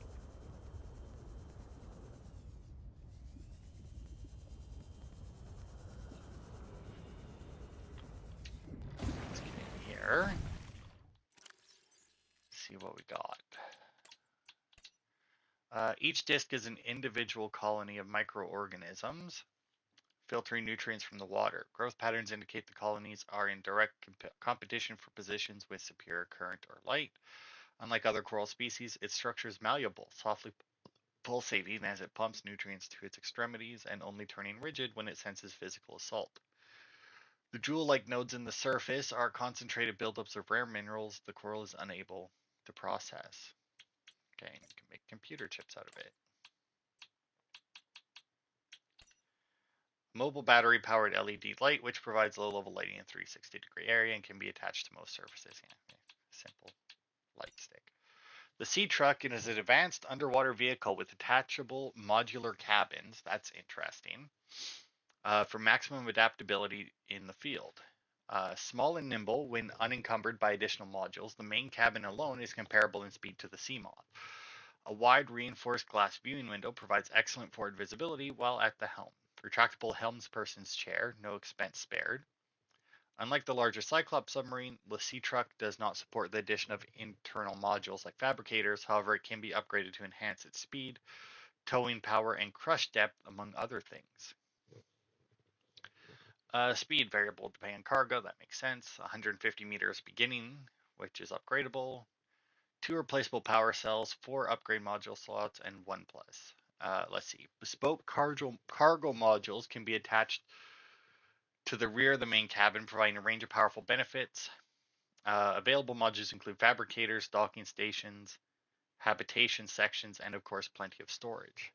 Additional cargo modules reduce the Sea Truck's speed, maneuverability, and power efficiency.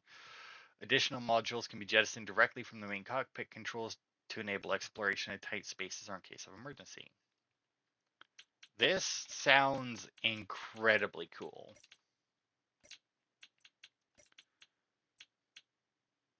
Like, so cool. The damn ugly thing followed me into the shallows. Didn't think something that big would follow me up here. Had to jettison the Sea Truck. Again. I guess I could try to go back for the parts when it leaves. If it leaves. I really don't want to sit in another meeting with Emmanuel. Manu, as he likes to be called. I just want to drive around and deliver cargo in peace. Okay, so obviously big things out in the wild. Fred, great to see you. Come on in. You don't mind if I record this, do you? Am I in trouble? No. You know me. Just a fanatic for details. And my memory's not what it used to be. I know what that's like. Yes. Is that why you've been running so many personal errands for your colleagues? We asked you to limit them. So I am in trouble. That's not how I want you to look at it. Here's what I see. You're a team player. You want to get the job done. I think I have a pretty good record there. You want people to like you. Has anyone complained? Fred, the trouble is, not everyone is as reliable as you are. Sometimes people need help being where they need to be and concentrating on their work. All the trips were work-related. It appears you transported tech for Lil, rather far out from her base. Well, it needed to go deep, and she needed a sea truck. Her work is currently on surface installations. She shouldn't be anywhere near the water. No more favors to friends, agreed? Yes, sir. I keep telling you. Call me Manu. Alright. Okay. So let's see, where should we head to next?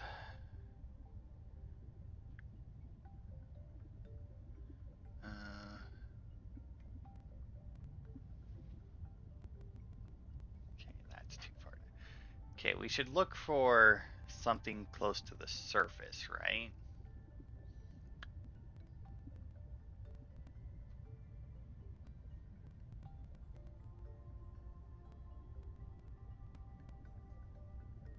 Oh, that looks interesting. Alright, let's go there. So, northeast, it looks like.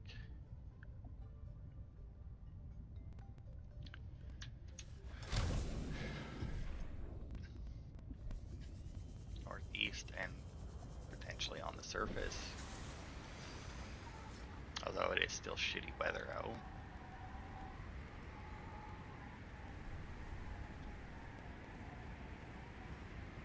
Let's see, should I be going directly northeast or should it be like, I don't know. I don't know if I need to go there over the ice or under it either though.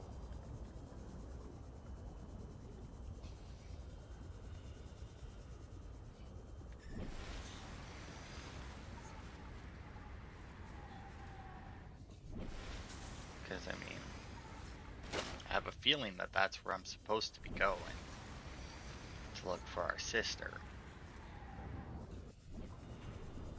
Maybe it is under the ice I need to get there.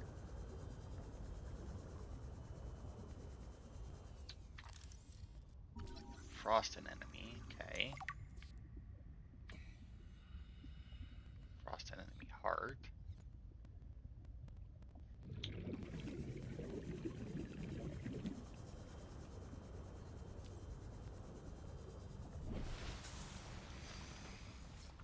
Okay, we're now further on interior. Got more creep vine. No idea where I'm going.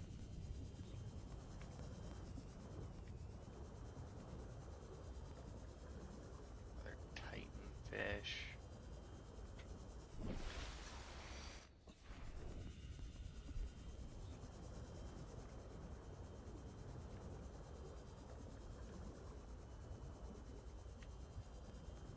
I mean, I guess as long as I keep finding air pockets, I'm fine.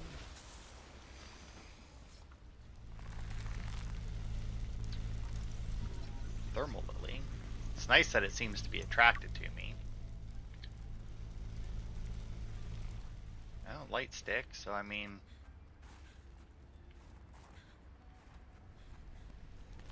Seems like we're on the right track. Although we are heading south now. Oh, but I think I may have found it.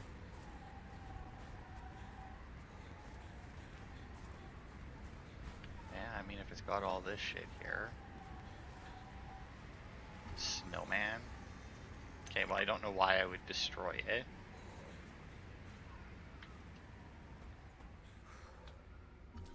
Floodlight. I need to find... Hypothermia imminent.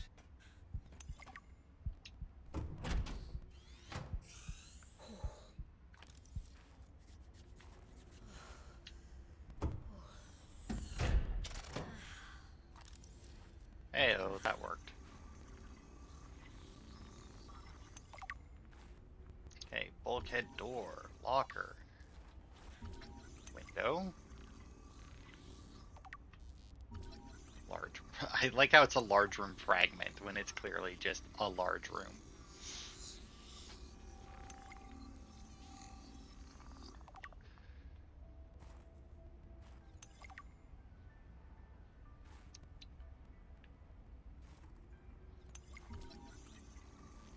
Oh, plasteel ingot now. A chick plant pot. A lot of shit in here, man.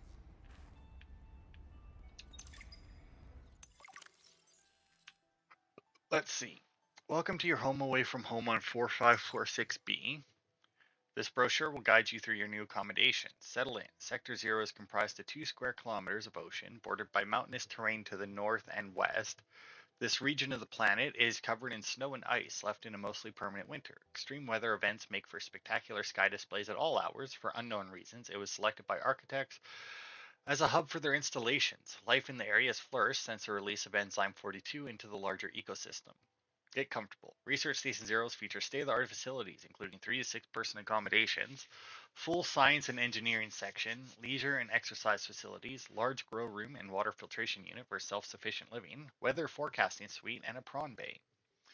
Explore. You, valued member of the Frost Pack, have been chosen to occupy the main sector base just below the primary alien research site. From here, you will conduct research into alien communications and technologies and conduct away missions to unoccupied installations somewhere in the sector.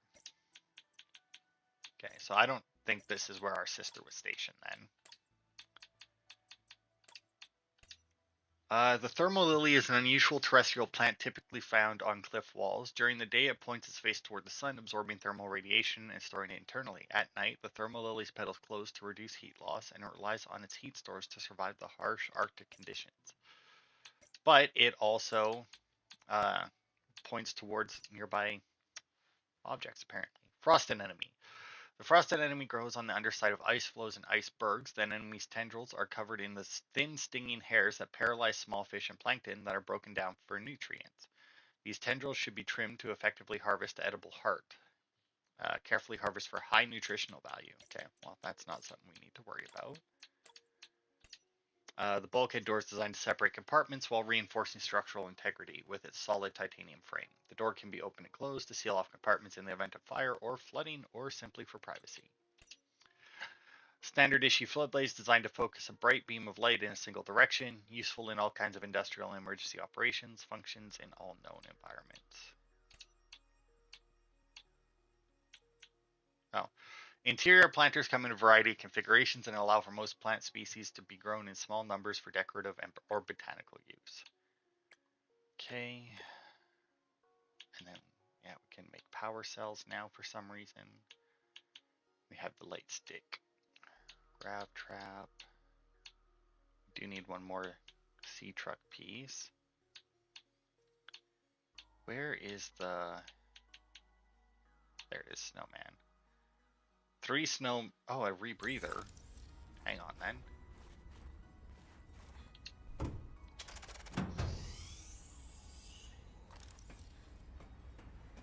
Where'd you go, snowman?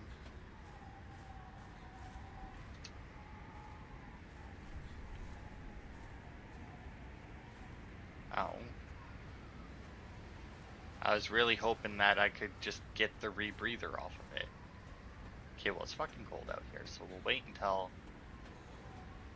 the weather clears up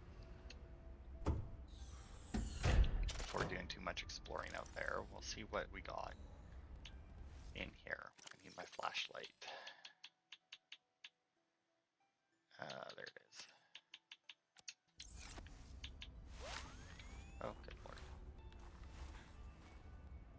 Okay, so we actually have a power cell charger here, which is interesting. I'm assuming that none of this is actually usable, because that would be way too easy.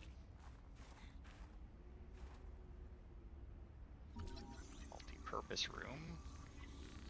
That I'm assuming is attached on the other side of that door.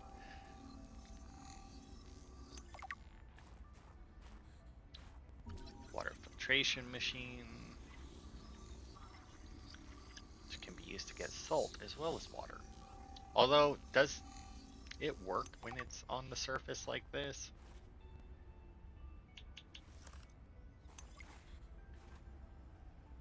What is that?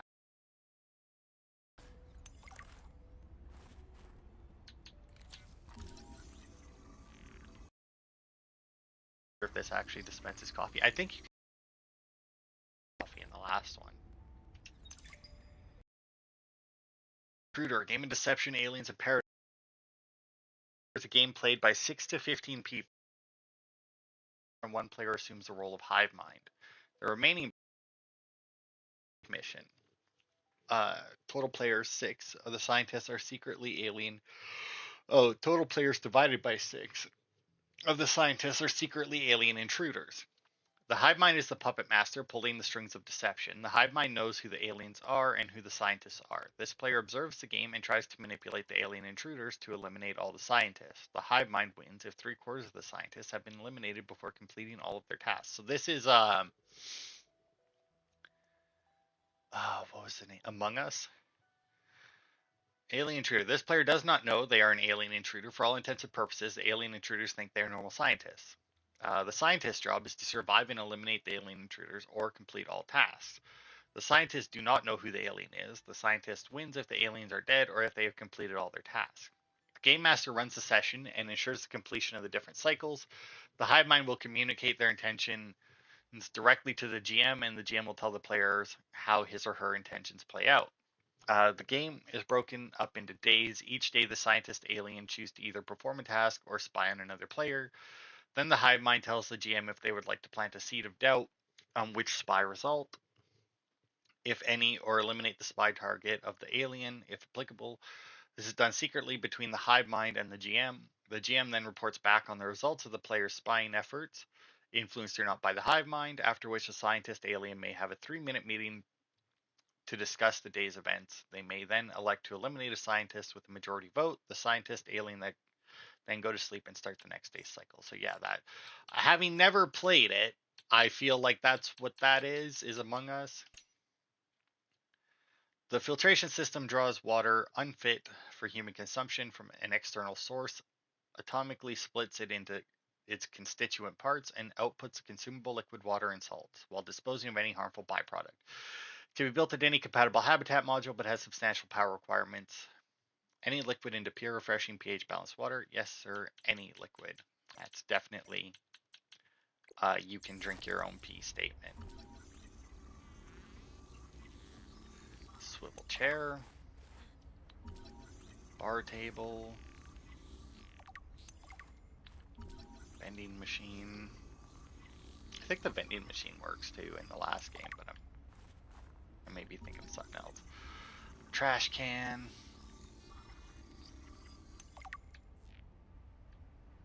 Let's see what this motivational poster is. One thing at a time. Winning takes focus. Oh, that place got crushed. Alright, let's see what's behind door number 1 then. Besides a multi-purpose room that I apparently Was this scanned. Sam's space? Hey, we did What find is she her. doing all the way out here? I was right. This was where she was.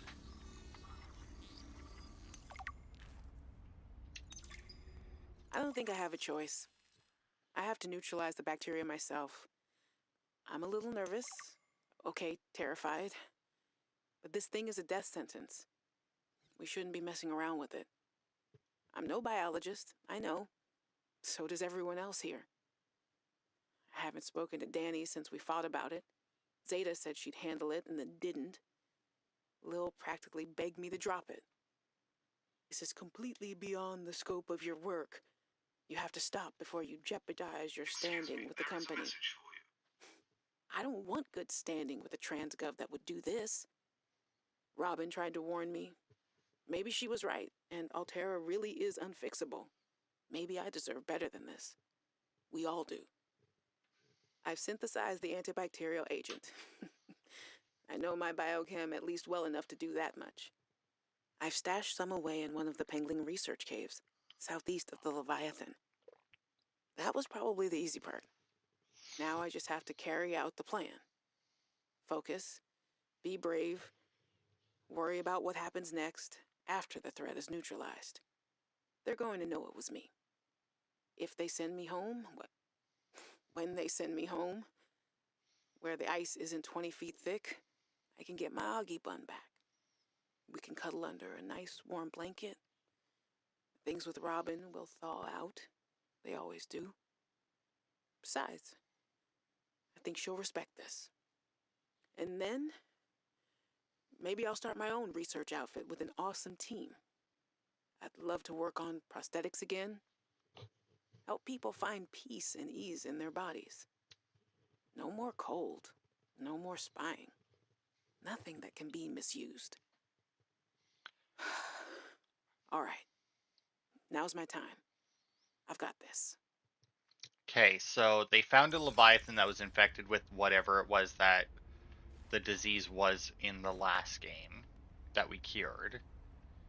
And they wanted to use it to, well,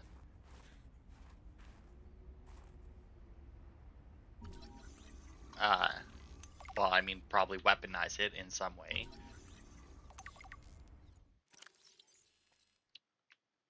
See, Dr. Lillian Bench. They got weird faces.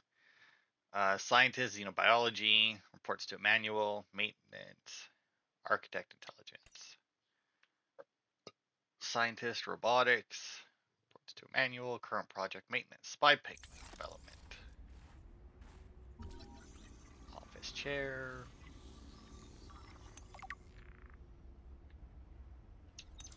Ah, my darlings, Brian, Svea, and Oren, I'm counting the days until I can come home and give you all the hugs and kisses.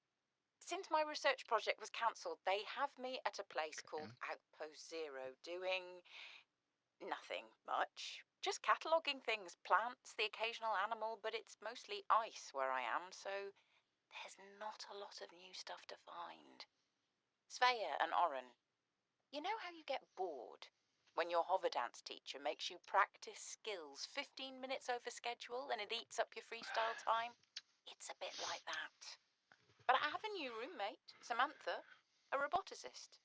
You should see her little pangling box. Oren, you'd love them. But she got management upset. I guess this is just where they send you if they decide you're too much trouble. I'm kind of glad she's here, though. I was getting lonely. I'm still trying quietly. I don't want any more trouble to figure out where I went wrong. I was sure. I picked up a distress signal. I was right on top of it, and then it just stopped. What if someone, an architect, is still down there and needs help? I'll be home before I ever get to find out, and it will fall to some future researcher to come and find out, I guess. I hope. But I can't wait to be home with you. When are you going to send me some more art? There's still a patch of bare wall here that could use some colour and a touch of genius. I miss you. I love you. I hope you're still proud of me. I'm proud of you. Okay. I mean, this probably was a rather nice place, you know, before it went to shit.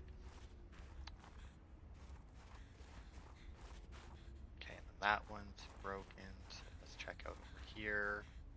Oh, we got the lantern trays. I remember them.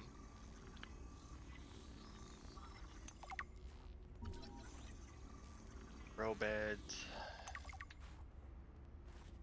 Another PDA. The task list. Harvest produce from grow beds and plant new seed. To do. Refill engine oil and coolant in progress. Document completed research samples. Yeah, right. I'm not gonna bother with that. Locker that apparently doesn't open up anymore. Oh, glass dome, sure. I have no idea what cube you're talking about now. I just started playing a couple hours ago.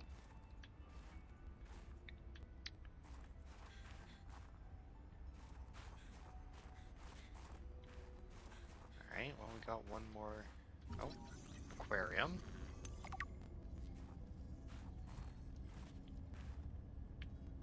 Our photo. Hey, Sam. You You want to say hi to my kids? I told them I'd show them a day in the life of a scientist. Of course. Hi, Oren. Hi, Svea. Tell us what you're working on. Oh, this is a personal project. Looks more like biology than robotics. Yeah, I was just thinking, I know no one is on my side with this, but what if I just found a way to take care of the deadly bacterium? I wouldn't say no one is on your side. I'm on your side. I know, but you won't say anything to Emmanuel or Zeta or anyone. What effect would it have if I did? I'm not exactly employee of the month right now. I know. I wouldn't want you to risk more than you already have. I'm sorry. I wish I could do more. What are you working on there? And what do you mean by take care of the deadly bacterium? Is that thing still recording? Oh, right. So, that was Sam, kids. I'll turn this off now. Okay. See what we got for more research. Conglomerate of individual vines which rely on one another for structural support, grows exclusively on fertile land. Each vine produces orange lantern tape fruit with minimal nutrition and hydration value.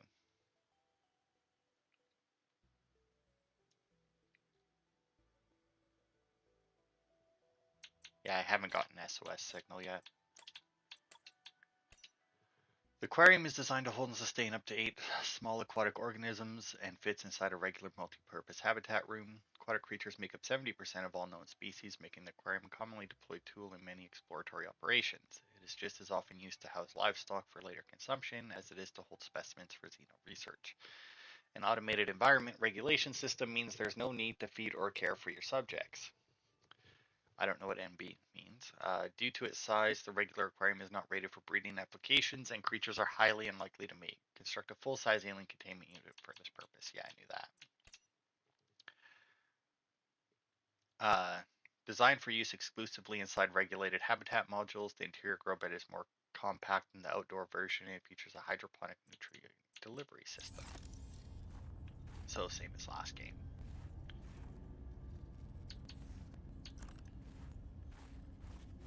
So much stuff in the way. Is that a modification station? Yeah, it is. It's damaged, but I'm sure I'll get it. Oh, and an ion cube. Look at that.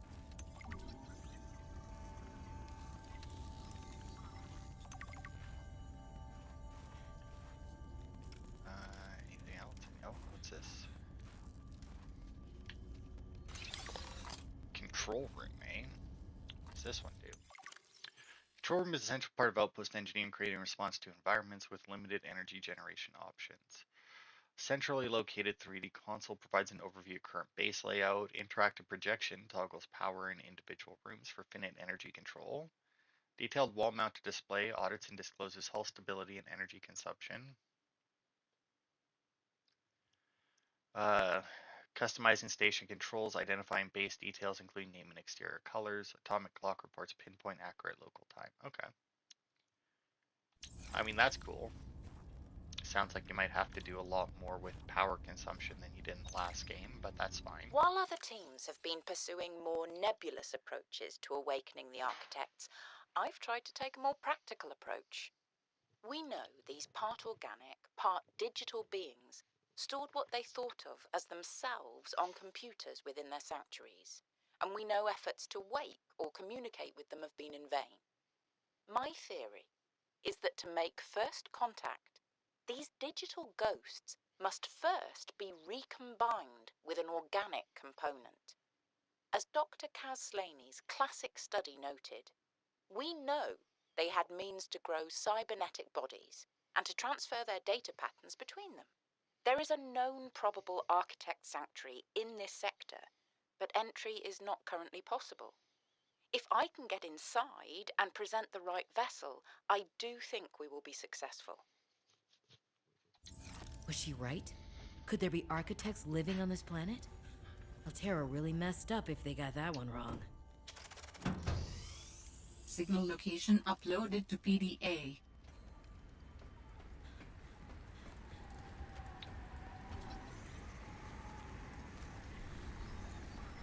Okay, let's see. How How far down is that? Architect Sanctuary. Okay.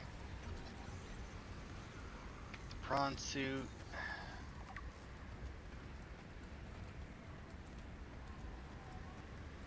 Not enough to actually build it, though, eh? That's a shame.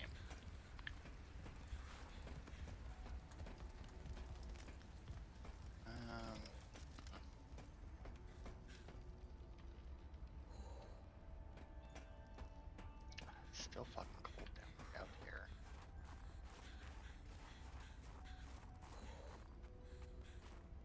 Okay, we got a cave there. Scrub bush.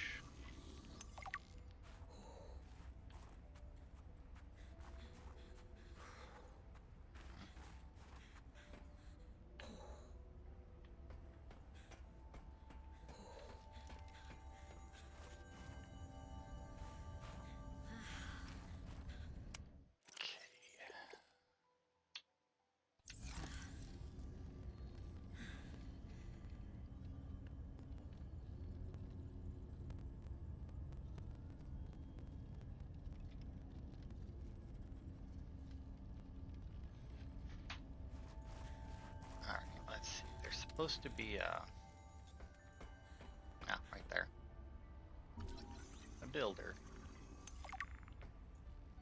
Which for some reason gave me the bioreactor tech, which is interesting. But hey, it's nice and clear up here now. Blueprint synthesized. Don't know what this platform is. It looks like a landing platform of some kind.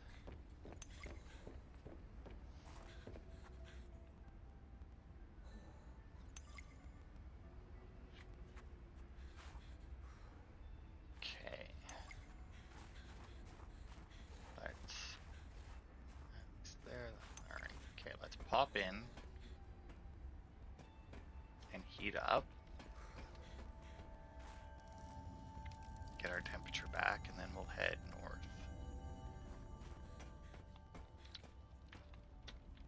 Oh my god, I don't know. What the hell am I playing where B is jump? It's gotta be something, because I keep wanting to hit B to jump, even though B isn't jumping like most games. Like, I can only, in fact, only probably the one that, it's gotta be Ship Graveyard Simulator. Because I'm not really playing anything else right now, so.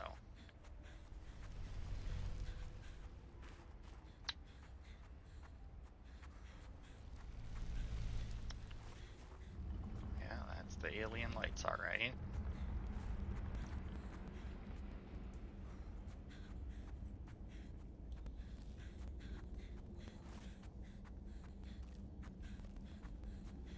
Ah, goody.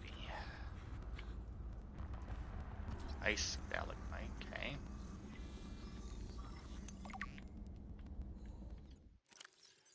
These ice stalagmites are inhabited by extremophilic, I guess, bacteria capable of surviving and reproducing in freezing temperatures. This is possible thanks to antifreeze agents secreted by the bacteria, which keeps the cell environment in liquid state and prevents destructive ice crystal formation within. This green mineral substance has no entry on the periodic table and an unprecedented ability to store huge amounts of ionic energy within it. Likely grown artificially, cubic appearance suggests it has been cut from a larger deposit. Each cube contains the equivalent ionic energy of 5 kilotons of TNT. That's a lot. Under the right conditions, the energy could be released in a controlled manner, likely used as batteries, but would require a substantial power source to be recharged. There is more under here. Oh, right. The blue scrub bush is an unusual plant for this climate. Unlike other plants that manage to thrive in extreme cold, which typically grow close to the ground and lack leaves to prevent moisture loss, the blue scrub bush is tall with a fur-like leaf. Then the hollow leaves are chambered pores which capture and store the sun's heat. Okay. So that's how that keeps warm. Nope, there is more under tech. And then there. What else? Oh. Where the standard fabricator atomically rearranges raw materials to form complex devices, the modification station is able to combine complex devices to enhance their function. Most industrial vessels are fitted with a complement of equipment modification stations which enable engineers to adapt their tools on the fly. To conserve hard drive space, the modification station is excluded by default from most personal emergency blueprint libraries. However, extreme environments such as ocean And desert-class planets may necessitate the adaptation of basic survival tools for unanticipated applications. For this reason, access to mod stations is always recommended. It's interesting that they mention desert ones. Planets where organic matter is plentiful, but sunlight is not, a reliable bioreactor will frequently prove the most efficient power solution. May be installed in any multi-purpose habitat room, chemically compose organic materials, converting them into energy over time. Accepts all plant matter, from seeds and spores to moldy fruits and vegetables. Can also process animal matter and some organic waste products. Energy production is proportionate to the calories in the organic matter, so that works the same as in the last game. Prawn Suit Mark III. The pressure reactivated waterproof nanosuit is a range of mechs designed to protect the pilot from extreme environments. The Mark III is the latest iteration and has so far only been rolled out by Altera for their own high-value phase gate-related operations. The suit is fully insulated from outside environment. Powerful hydraulic limbs will allow for manipulation of objects and powered traversal of the environment. Rear-mounted thrusters provide maneuverability in low-gravity environments. A range of modifications are available to facilitate resource extraction and enhanced exploration. Looks like it's all of our new stuff that we got.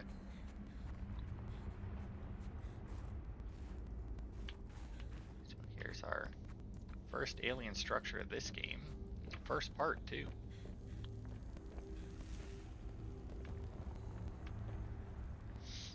I don't know how we'll get in here, but I imagine that we will at some point. Could very well be that we don't get into this from this side and that we actually have to come through the other side, but we'll figure that out later. Altera beacon signature detected. Unique identifier. Delta Station dock. Okay. Delta So we got a Station. new. This is the place Lil mentioned in her message.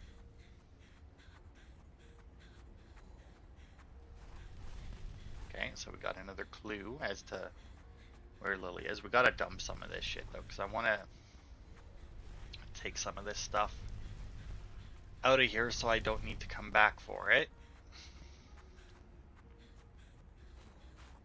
Because it seems like we've more or less scanned everything that's here.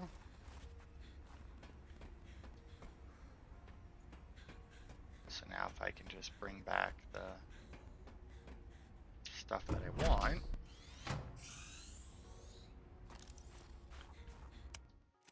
Alright. Hopefully it'll let me drop. Yes, okay. Yeah, drop the lead and the salt. Oh, and you know what? I also have a nutrient block, a flare that I'll never use. Okay, that was weird. I want the ion cube, which is over here. For sure, I want that. Take the picture of the cat. Oh, Potato. I miss that fluffy little couch walrus. And then we'll go here, because then we can get a picture of our sister, Potato. I guess. You are a good cat. Or is that us? I honestly don't know. One or the other. And we'll take the blueprints for whatever the hell that is. I'm gonna hope that the posters are still, yeah, only taking up one space. Because we'll load up on them as well. It's your field. Motivational Stand tall. posters were banned from XenoWorks following a lengthy discussion at the annual company retreat 3 years ago. This poster is technically contraband. Okay. What is that? Oh, that must be the poster I got from her room. So I'll dump 2 of those. Can I cut it? The tree? No. Damn it, so they are 4 spaces then. Because I will actually build the garden this time, unlike in the last part. And oh my god, what the hell, son? The literal sun, by the way. It was fine, and then all of a sudden I was blinded. That water bottle's standing up there pretty good. Okay. Another poster. I picked up so much titanium. Okay, I think that's everything that I can pick up. That green glow is really helpful actually now.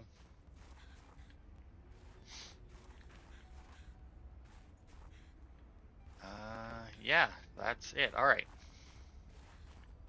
So we got a bunch of stuff, including the habitat builder.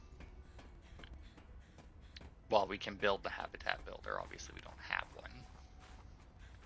So we'll head back to our pod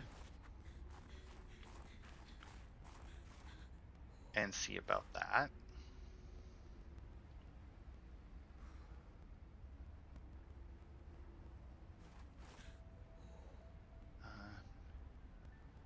Yeah, all right.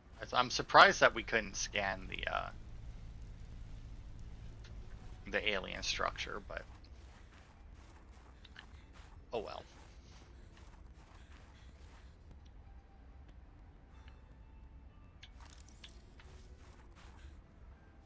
All right, let's head back then.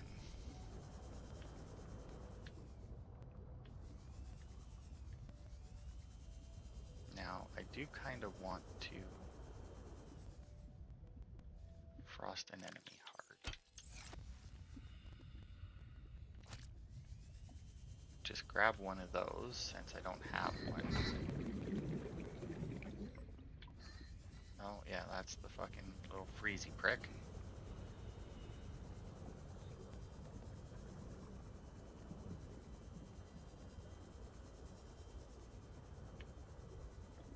Oh, hello.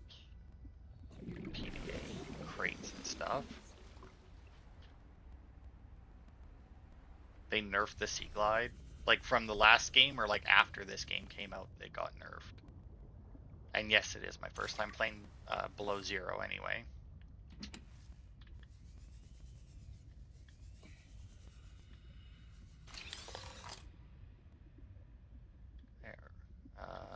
Okay, so that was something that we already could build, apparently. What the hell is that?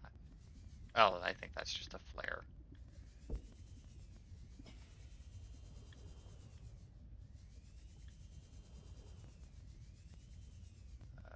Beacon fragment, but I think we can already build that.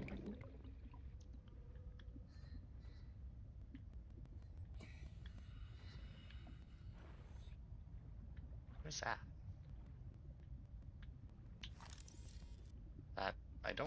I'm not sure that's supposed to be there.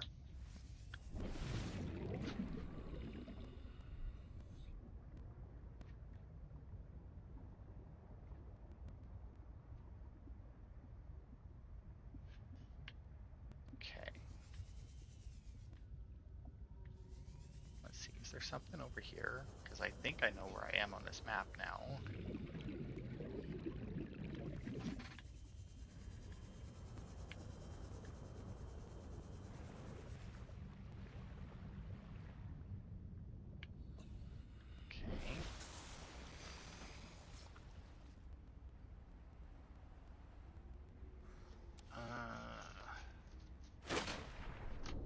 You get back here, you little prick. Don't taunt me with it.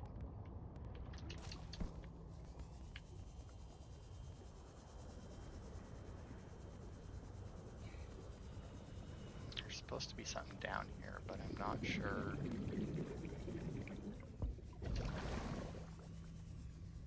Warning, passing 100 meters. Oxygen efficiency decreased.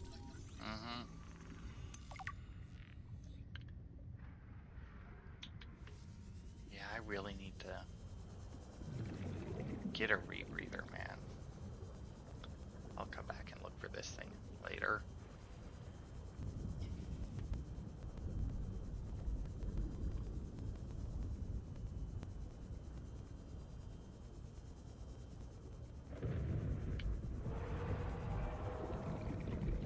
Well, that sounds awfully big. And looks awfully big. I mean, it's not quite Leviathan big, but...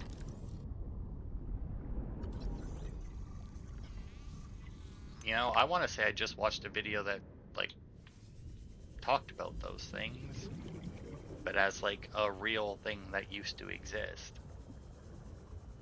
Which is interesting. So see something zappy over here. There. Okay, that's the floating platform then. Been there before.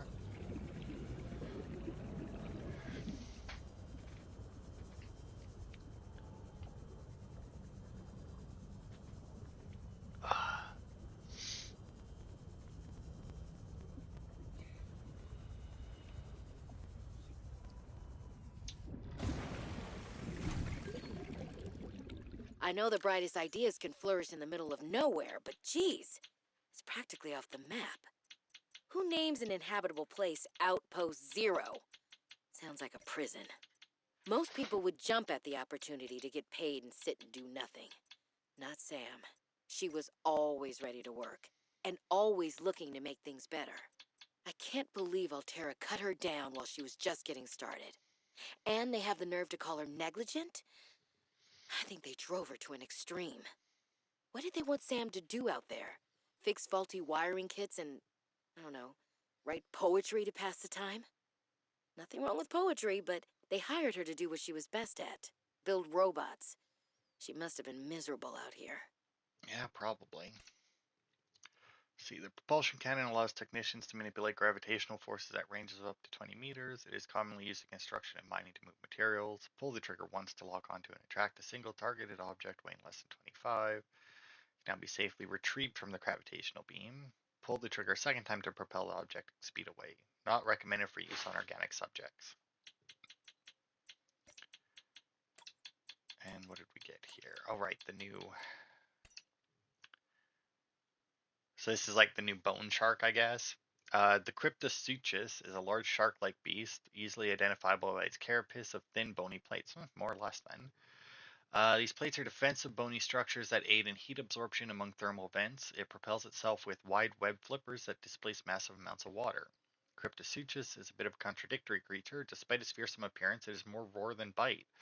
While territorial, the Cryptosuchus tends to retreat from confrontation after being attacked once. This is likely a form of agnostic posturing. Aggressive fauna tend to avoid fights if the probability of injury is too high. So basically, if we get into a fight with one, I can just like knife it once, and that'll be that.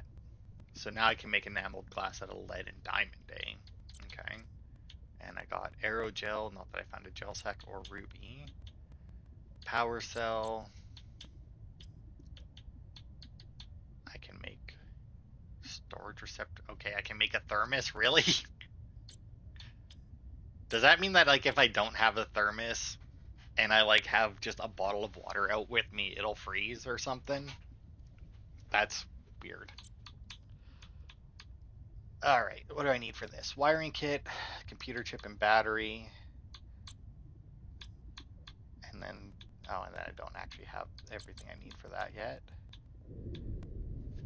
The beacon I don't need. Mobile vehicle bay though. Titanium ingot, lubricant, and computer chip. I don't think I can make any vehicles yet though. I think I still need one more part of the sea truck. But the habitat builder I do want. Wiring kit, computer chip, and battery. What am I missing for the battery? Copper ray. Alright, well, let's dump the stuff I know I won't be using right away in here.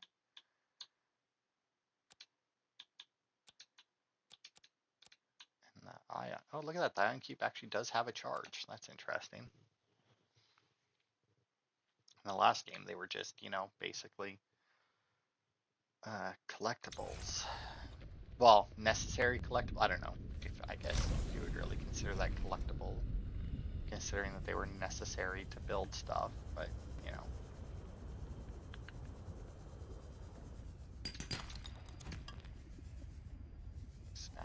copper, some table coral. Oh, what do you guys have? Looks just like sea glides, so I'm not too worried about gathering that. So I definitely don't need more titanium at the moment. I probably should have just made an ingot, since I know I'll need some at some point, just to get rid of it out of my inventory, but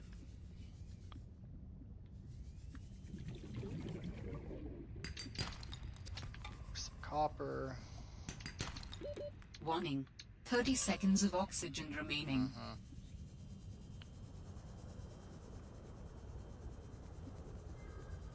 Okay, so that should make the battery.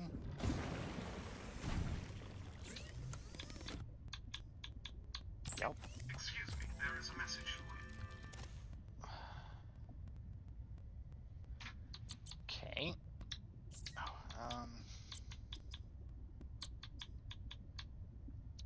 Computer chip and wiring kit. There you go. Okay, so I need 2 silver for the wiring kit, and then I also need a gold, more copper, and table coral. So let's assign this.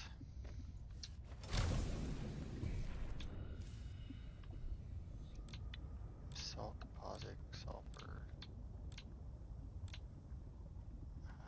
Chance for silver. Yeah, search for this.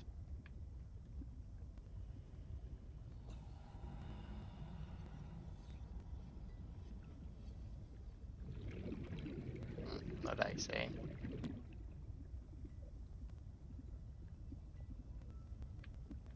Because I mean, copper I should be able to find on my own.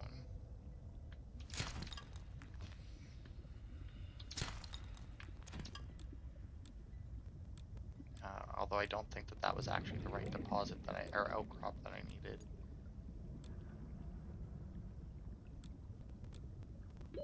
Warning. 30 seconds of oxygen remaining. Oh no, chance of silver. It's got to be that one.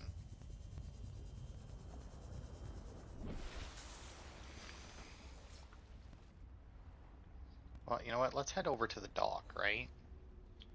They might have something there. It would make sense that they would anyway.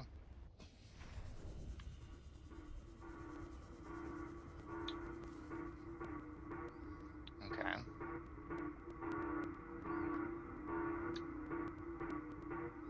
That sounds like a distress call. Transmission of unknown origin. Source of transmission depth calculated at approximately 200 meters. Okay, well, without a rebreather, I'm definitely not going that deep. I'd need a better tank too. But if I can get the modification station built, then I should be able to get there.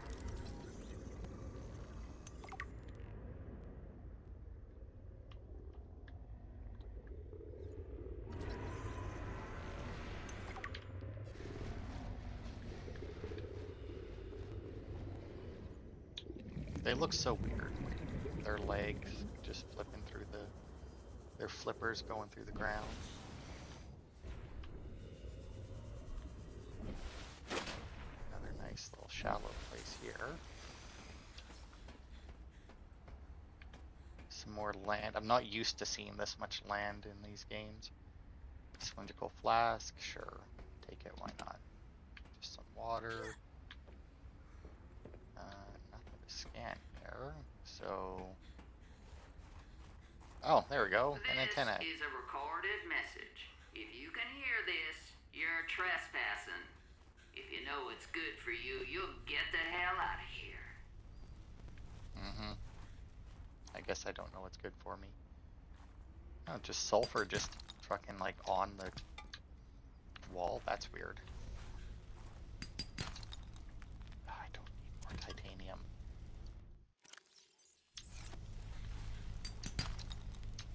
Oh, that one I do need. Come here. I like these plants. Means I don't have to run away.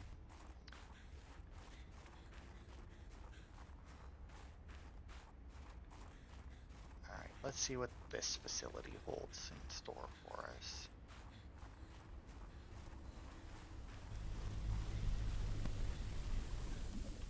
generators that we can't scan. More sulfur. Mineral detector fragment, we already got that. Yeah, just sulfur all over this place. Interesting. Interesting wall behind these flowers. Okay, so clearly they're running on thermal power here.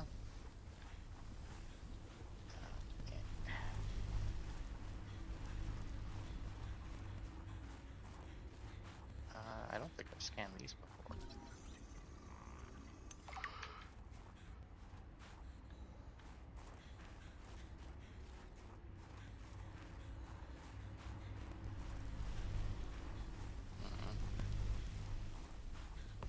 I don't know how to get up there now.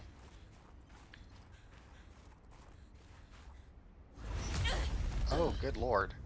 Stop right there, Altera. You're out of bounds. I'm not with Altera. Then your position is doubly precarious. What do you mean? If you're telling the truth, you're out of your mind. If you're lying, there'll be hell to pay. Wait! That's interesting. Who are you? Stay off my land. I mean, not going to. You also didn't really do The anything woman to in the make me exosuit has stay been away. traced as far as my technology will allow. It would Okay. appear I'm far less alone on this planet than I had anticipated. Which is Signal interesting. location uploaded to PDA. So I'm assuming that location is now going to be wherever.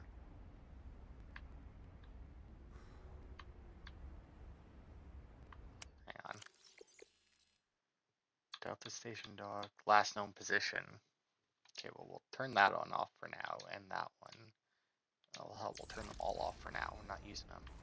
So I see we do have the little birds again.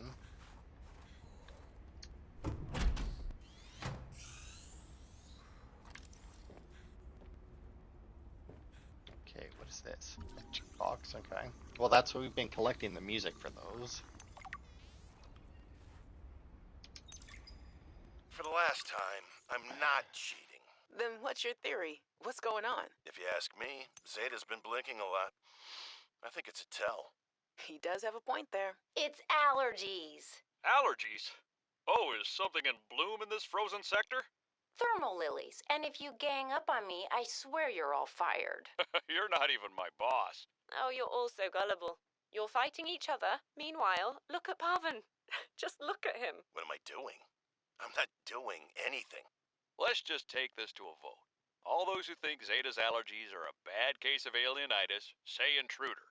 Intruder. Intruder. Intruder. Danny, Oh, I'm just an observer here. I'm going to use my pass. is there some kind of scientist conspiracy going on here? Zeta, Sam, Danielle, you three are suddenly very aligned. Or, like I said, Parvin is cheating. I'm starting to wish I was cheating. Okay.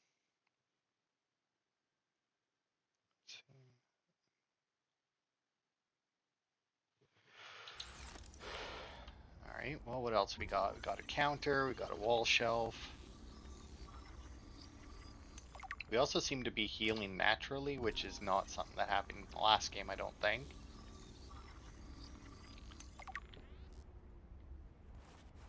But that's nice, at least. A map will come in handy. I should be able to find my way to Phi Robotics where Sam worked. Fred's bed. Why are we scanning Fred's bed? Specifically, like, that's weird. Why can we make Fred's bed and Jeremiah's? Like, why are we making beds? That's so weird that we have, like, beds named for specific people. Hey, what is this one? Communications tower maintenance log. Another day, another slight by the winged furies. As usual, I got an interference alert. As usual, I went out to see what the problem was. As usual, it was frozen stalagmites of feathered bird excrement. I fear the career impact of saying this officially. If you can even call what I have a career. but I could swear they're targeting me personally. The week I was out with the flu, I came back to find the tower spotless. Parvin laughed at me when I asked him how he cleaned it. Silly me.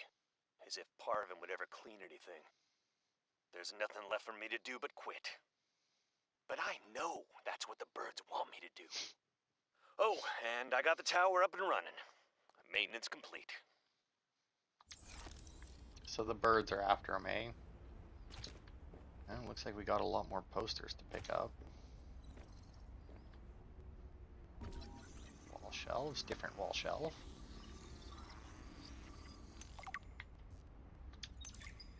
Jenny, you wouldn't believe the adventure I'm having. It's just like when we were kids and we used to play Underwater City, only the sea monsters aren't pretend, and I don't need to hide behind you when one swims by, because I'm safe in my sea truck. Safe and very, very brave. Please tell Dad for me. Thanks so much for the mustache kit, by the way. Be honest, I wasn't sure if it was a gag gift at first. Personal grooming is something of a challenge here, and as you know, I'm a pretty low-maintenance guy to begin with, but you'd be surprised how handy mustache wax is in an emergency. There have been some close scrapes. For a while there, someone was sabotaging my truck, and I thought I was seeing things. But my friend Sam helped me sort it out, although she's had some troubles of her own lately. To be honest, I get a little worried out here sometimes, but I guess that's normal under the circumstances. Gotta expect a little risk, right? I should be happy. I have great friends and a good paycheck. Anyway, love you, Jenny, and Dad. Please find a way to tell him that he won't find embarrassing. And don't worry, I'm looking for the perfect fish to bring back as a gift. Your favorite. I'm assuming it's not. Sure, we'll take Fred's shaving kit. Why not? Oh, we can scan the picture too.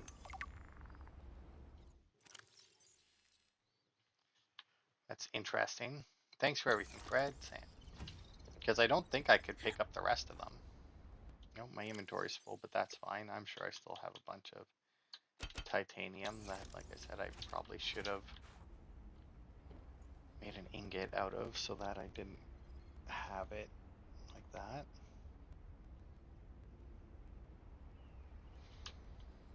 Okay, well that seems to be everything in this room.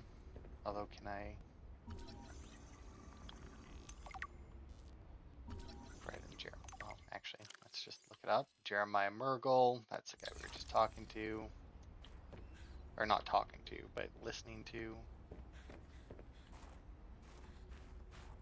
Okay, what's this?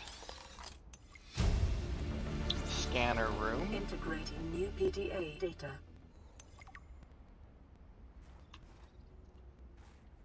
Okay, and then we can go up there. Looks like there's a path this way too, though. Goes back underground, but at least it's warm down here. Is that sandstone? Nope, that's the calverite.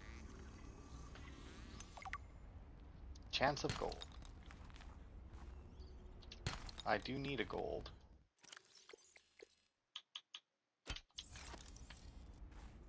There we go, and since I only need one, I'll leave the rest for now.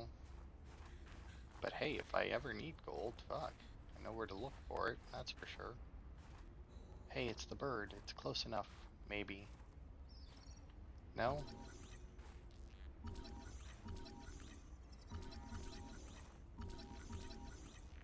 Still annoying to scan, I see. Oh, okay. I'm assuming I don't want to step in there. Oh, come on.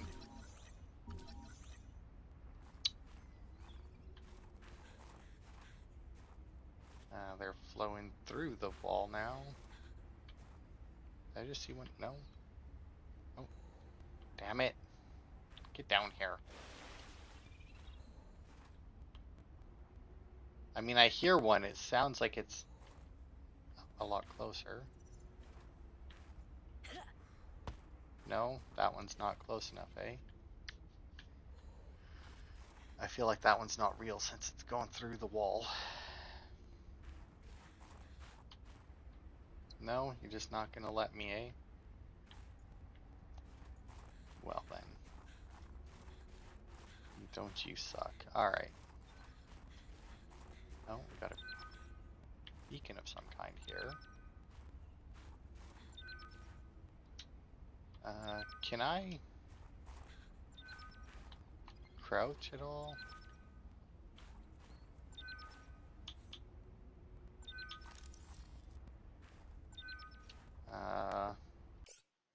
Hang on. Move, jump, deconstruct, reload, sprint, move up, move down. No, apparently. So, I don't know. We must get some kind of tool that can go through there then. But I don't know what that would be. Oh, another one low. Damn it. I don't want to step in the pool. I'm worried about it. But it's so close to being scanned. If they would just be nice about it.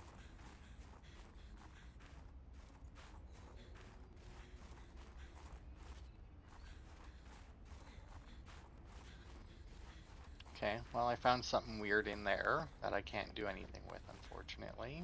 But found it. So now I know if I get some kind of a tool that'll let me go into smaller spaces, or that will go into small spaces for me. I'm assuming it's going to be some robot thing that my sister built, since she is the roboticist, and that would make the most sense for something like that. Oh, why is the scan restarting? Come on, just use the previous scan data.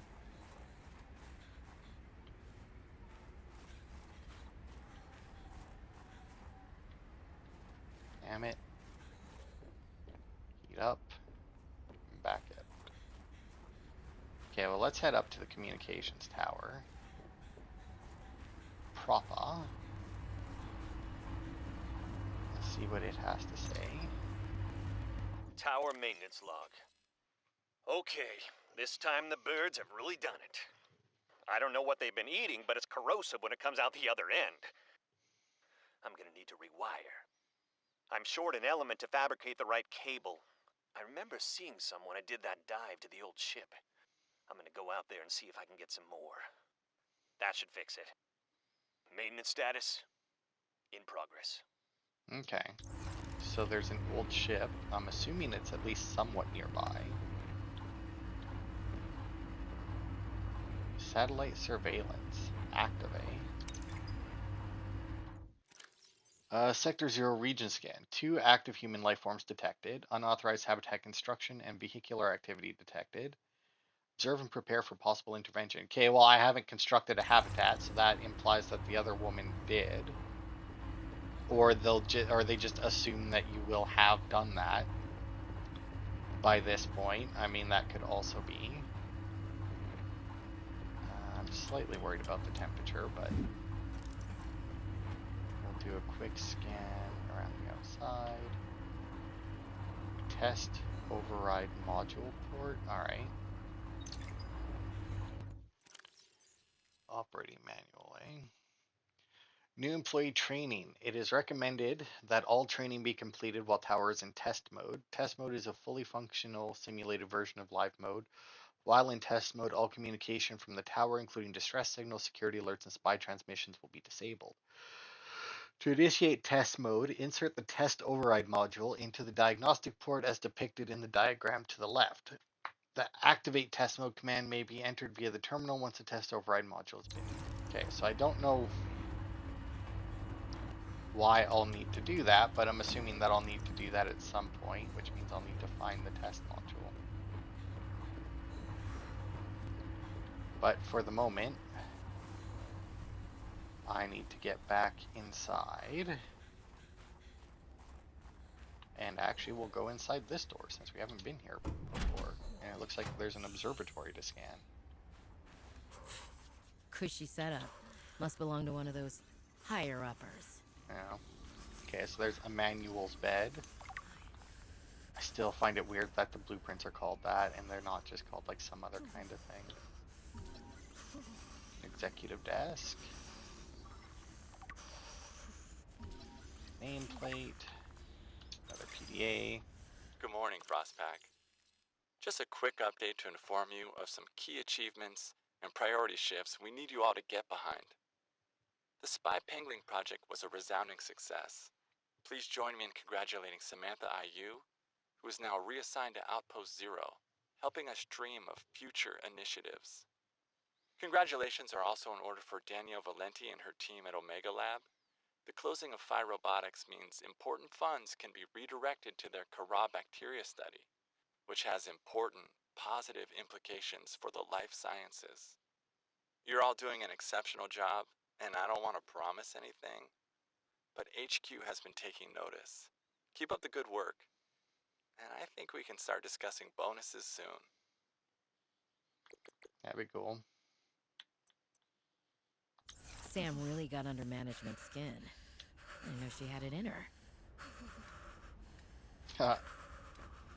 That's interesting. Another motivational poster. The observatory. Wow, so I guess I let her get too cold too quickly and now she just won't stop even though her temperature is back up. That's kind of annoying. Oh, another plant pot. David, you'll be happy to know the Frost Pack is making excellent progress. I must say, my management style appears to be uniquely well suited to isolated planets. I miss you, of course, but I wonder if you feel it too. As great as we are together, we're almost better apart. Just look at how well Prosperina did in her last show. I'm sorry I couldn't be there to see it, but I'm sure if I'd been around, I'd only have made her nervous. Once this mission is over, I'll come home for a few good months. And then, what do you think if we look at reorganizing our expectations to facilitate longer-term separation success? I really think this could be a great model for us going forward, I don't romantically like this guy. and otherwise. Don't forget, I love you from the depths of my heart. Keep on succeeding in your projects. You know there's nothing I find more attractive. I feel like all this terminology that he's using is very much terminology that like a very controlling person would use, you know? Got the map of the facilities. So obviously the top one is 0, where we've been. And then we have, I think that might be actually the only one that we've been to on this map. What else have we got? We haven't looked. Gold and titanium, we knew that. These chimney-shaped structures are formed from dissolved minerals pushed upwards through the planet's crust. The presence of metal sulfides give the escaping material its dark, opaque appearance. Aquatic life found in proximity may have evolved adaptations to the presence of these toxic compounds. And don't stay near them for very long. That makes sense. We got some more. This hardy fungus erupts through the thick ice shelf. It sends a collection of hyphae filaments that collect nutrients and moisture deep into the ice shelf until it hits permafrost. From there, the hyphae intertwine into a thick root-like system called mycelia cords. These mycelium efficiently pull nutrients from the soil. Trinity barnacles can be found near sea vents and geothermal hotspots, often in clusters. They feature a thick capitulum that allows them to survive in very warm water temperatures. Mature barnacles develop a triad of ocelli, which are rudimentary photoreceptors. Okay.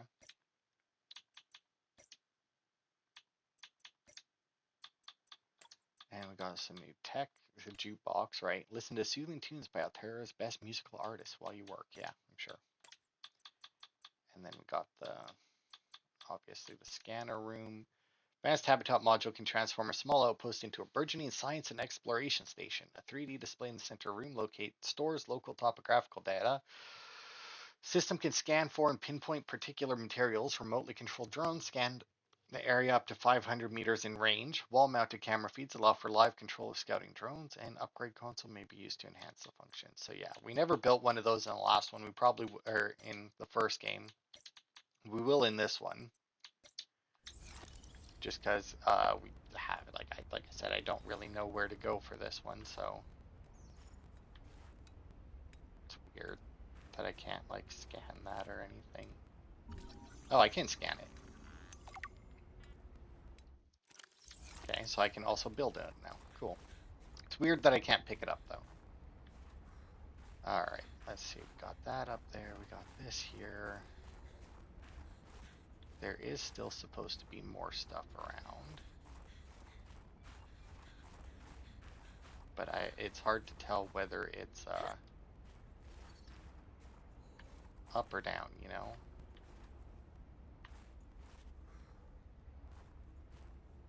Now, if I could sneak up on one of these birds while it was sitting on a rock, which doesn't happen very often, but does happen, that would be ideal. Builder fragment, we can already build it, so we don't need that. We've been in that structure, we've been in that structure, so let's... And we've been up there. Take a look around this way. Okay, well, that was a... That didn't take very long, did it?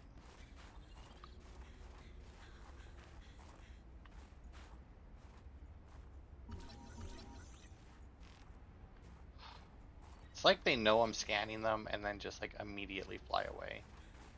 They were just as annoying in the first game to get the scan of.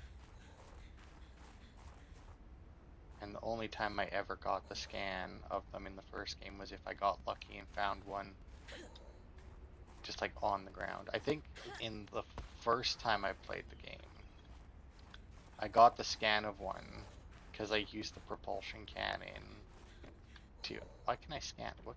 Wait, what? Oh, right, the builder that's there. Is because I used it to okay.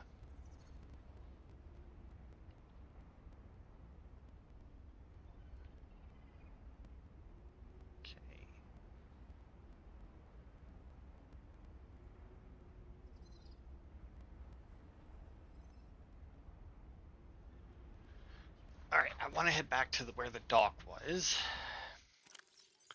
So I'll turn on that one.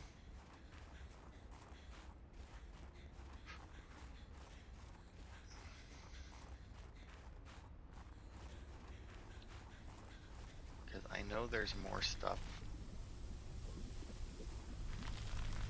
Also, did I miss a PDA here? I did.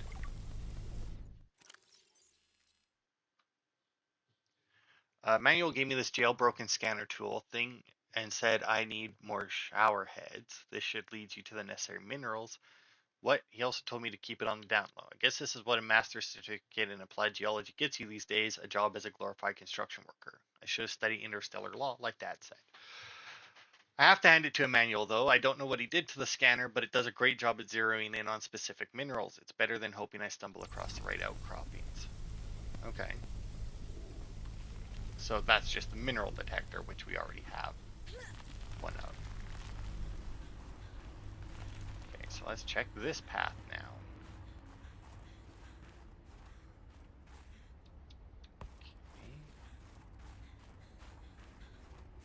Well, I mean, there's a lot of light sticks going this way. Is this the way we came in? And we're going back to the docks now, or...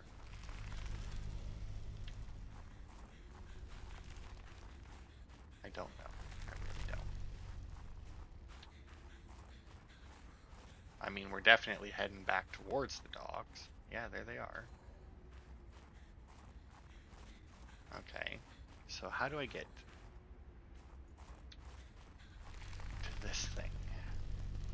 Let's pass through the first cave, keeping to the left. Okay.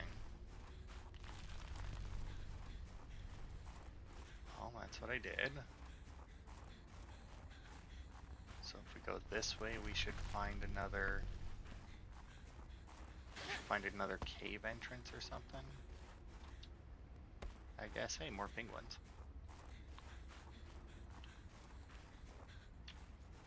You think if I stood here, they would huddle against me for warmth? Or and keep me warm?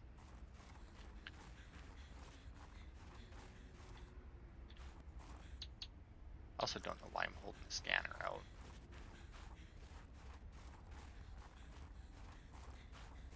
Oh wow, my temperature went up as soon as I got like inside somewhere. I don't think that's how temperature works though.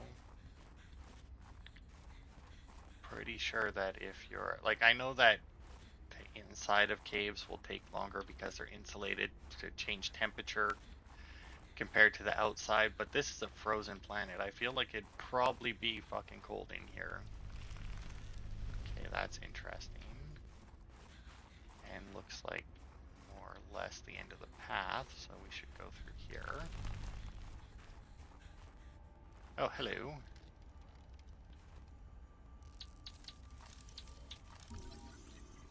Horseshoe shrub. The horseshoe shrub is a terrestrial plant that thrives in warm conditions. Visual identification is easy due to the thick crown of leaves on its bifurcated trunk. The trunk is a thick fibrous core that stores water for its fruity body. Fruit can be harvested and planted and could be a sustainable food source. Architect artifact. And another ion cube. Resembling a human electron microscope or mass spectrometer, this tool appears to be designed for the purpose of analyzing physical raw materials. It is speculated that the scanning apparatus might be designed to collect small-scale DNA recipes for the replication of non-living objects. Okay. Either way, there's another ion cube here that I should probably pick up. And then that to grab a shrub nut, because I'm assuming that it's a 4 as well. Alright, we need to head back to the base again. Because my inventory is fucking... There is a couple more things on the island, but...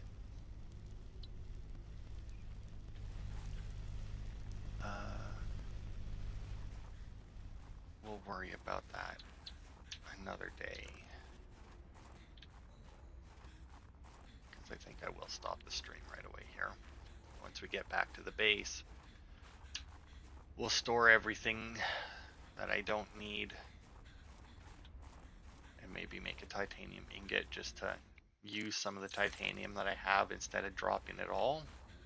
Although we got the gold now. We never did get the silver, so we still can't make the habitat builder.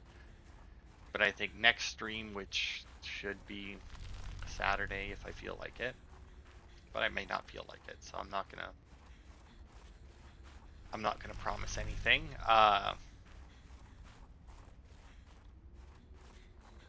But if the next stream either way, I will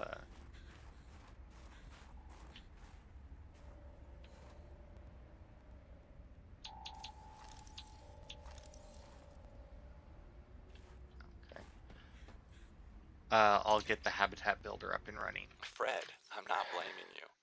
But what do you mean it's gone? Where did it go? You found some trouble somewhere in the deep twisty bridges and decided to jettison modules? Yeah, I had to jettison a module. I got free, went back for it. It was just gone.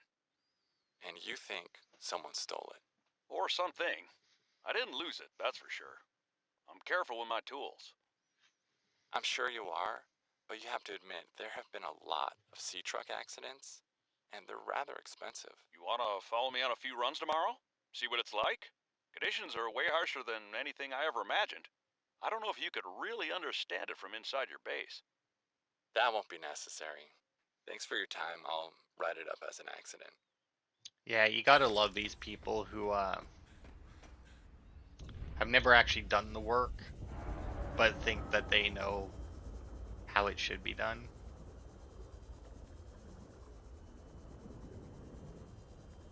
Hello, hello. That school of fish I just went through looked like a different kind of fish. I can't scan them when they're in a school like that, but they still look different, and that usually means that there are other ones like them around. Ooh, what is this? Is that a rabbit ray? Similar one? An Arctic ray? So similar.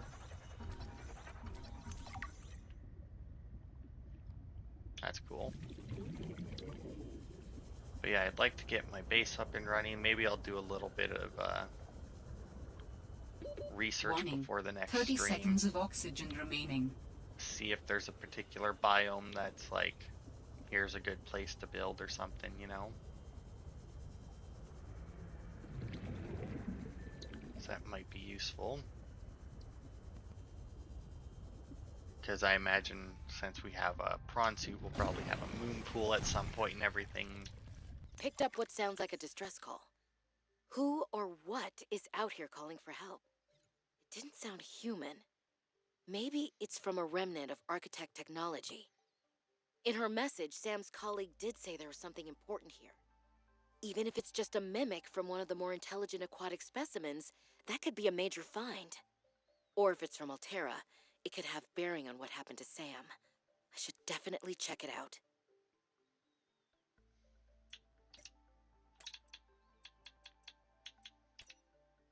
I should have guessed Altera would find a way to clip Sam's wings, like I knew they'd do to mine once they took over Xenoworks. I tried to warn her. She was stubborn, like me. Ever since I was a kid, I always wanted to be so different from her. Scrappier, faster, less play by the rules. But Sam didn't tolerate Altera's corporate red tape any more than I did. She just tried to change it from the inside. I think in the end, we always wanted similar things. What was that woman's problem? The one in the exosuit. Like I need to say which woman. And what the hell is she doing on this planet? It isn't exactly a happening vacation spot. She knew the terrain well enough to make a dramatic entrance by jumping off a sheer cliff. So I guess she's been here a while. But how long has she been following me? She said to keep away from her, or off her land. What in this frozen slush bog could she be protecting? Unless she's camped out somewhere. She's definitely heard of Altera, though. Did she meet Sam? I mean, maybe. Alright, and then we got the new Arctic Ray. Fast-moving ray species, well adapted to low-temperature environments. 2 sets of wing-like fins enable this ray to quickly change direction and accelerate. Like other rays, it is exclusively herbivorous. Did I take another screenshot? Fucking hell. Okay, so we'll turn that off for now. And then where's our storage container? Dump that in there. We'll get rid of all of the decoration stuff. And the ion cube can go in there. We don't need 3 first aid kits on us, that's for sure. And then, like I said, just so that... Oh, what did I... Oh, metal salvage. I didn't even find any metal salvage. Oh, and wow, the ingots only take 5 now instead of 10? That's nice. Still 2 lithium, though. I mean, I did that to free up space in my inventory, but you know what? I think I'll make 2.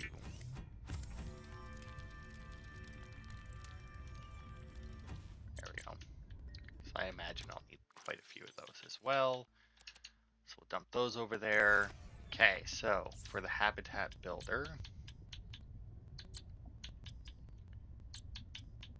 we need, where's it right there? The computer chip and the wiring kit.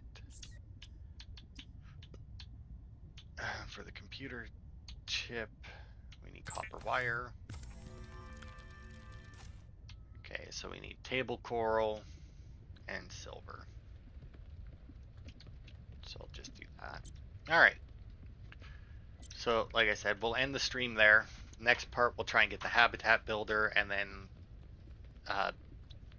go out and find a good location to build. I mean, just taking a quick peek at the map that I have of the game, there is quite a bit of space, but there also seems to be quite a bit of just like empty space that isn't necessarily like useful. Now, that being said, there also only seems to be 2 layers underneath. Like there seems to be the layer we're on, and then one cave, and then like a final cave system underneath that. So I don't know what good that'll do. Also, the Leviathans, we have Shadow Leviathans to look out for when we go underwater or under the ice. I don't know. When we get deeper, anyway. But where we are, we have something called a Chelicerite, which, I don't know, it looks weird. It doesn't look nearly as terrifying as the Leviathans in the last one, though, but I need to figure out what the hell this one symbol on the map is, though, because it shows, because there's so many of them all over the place.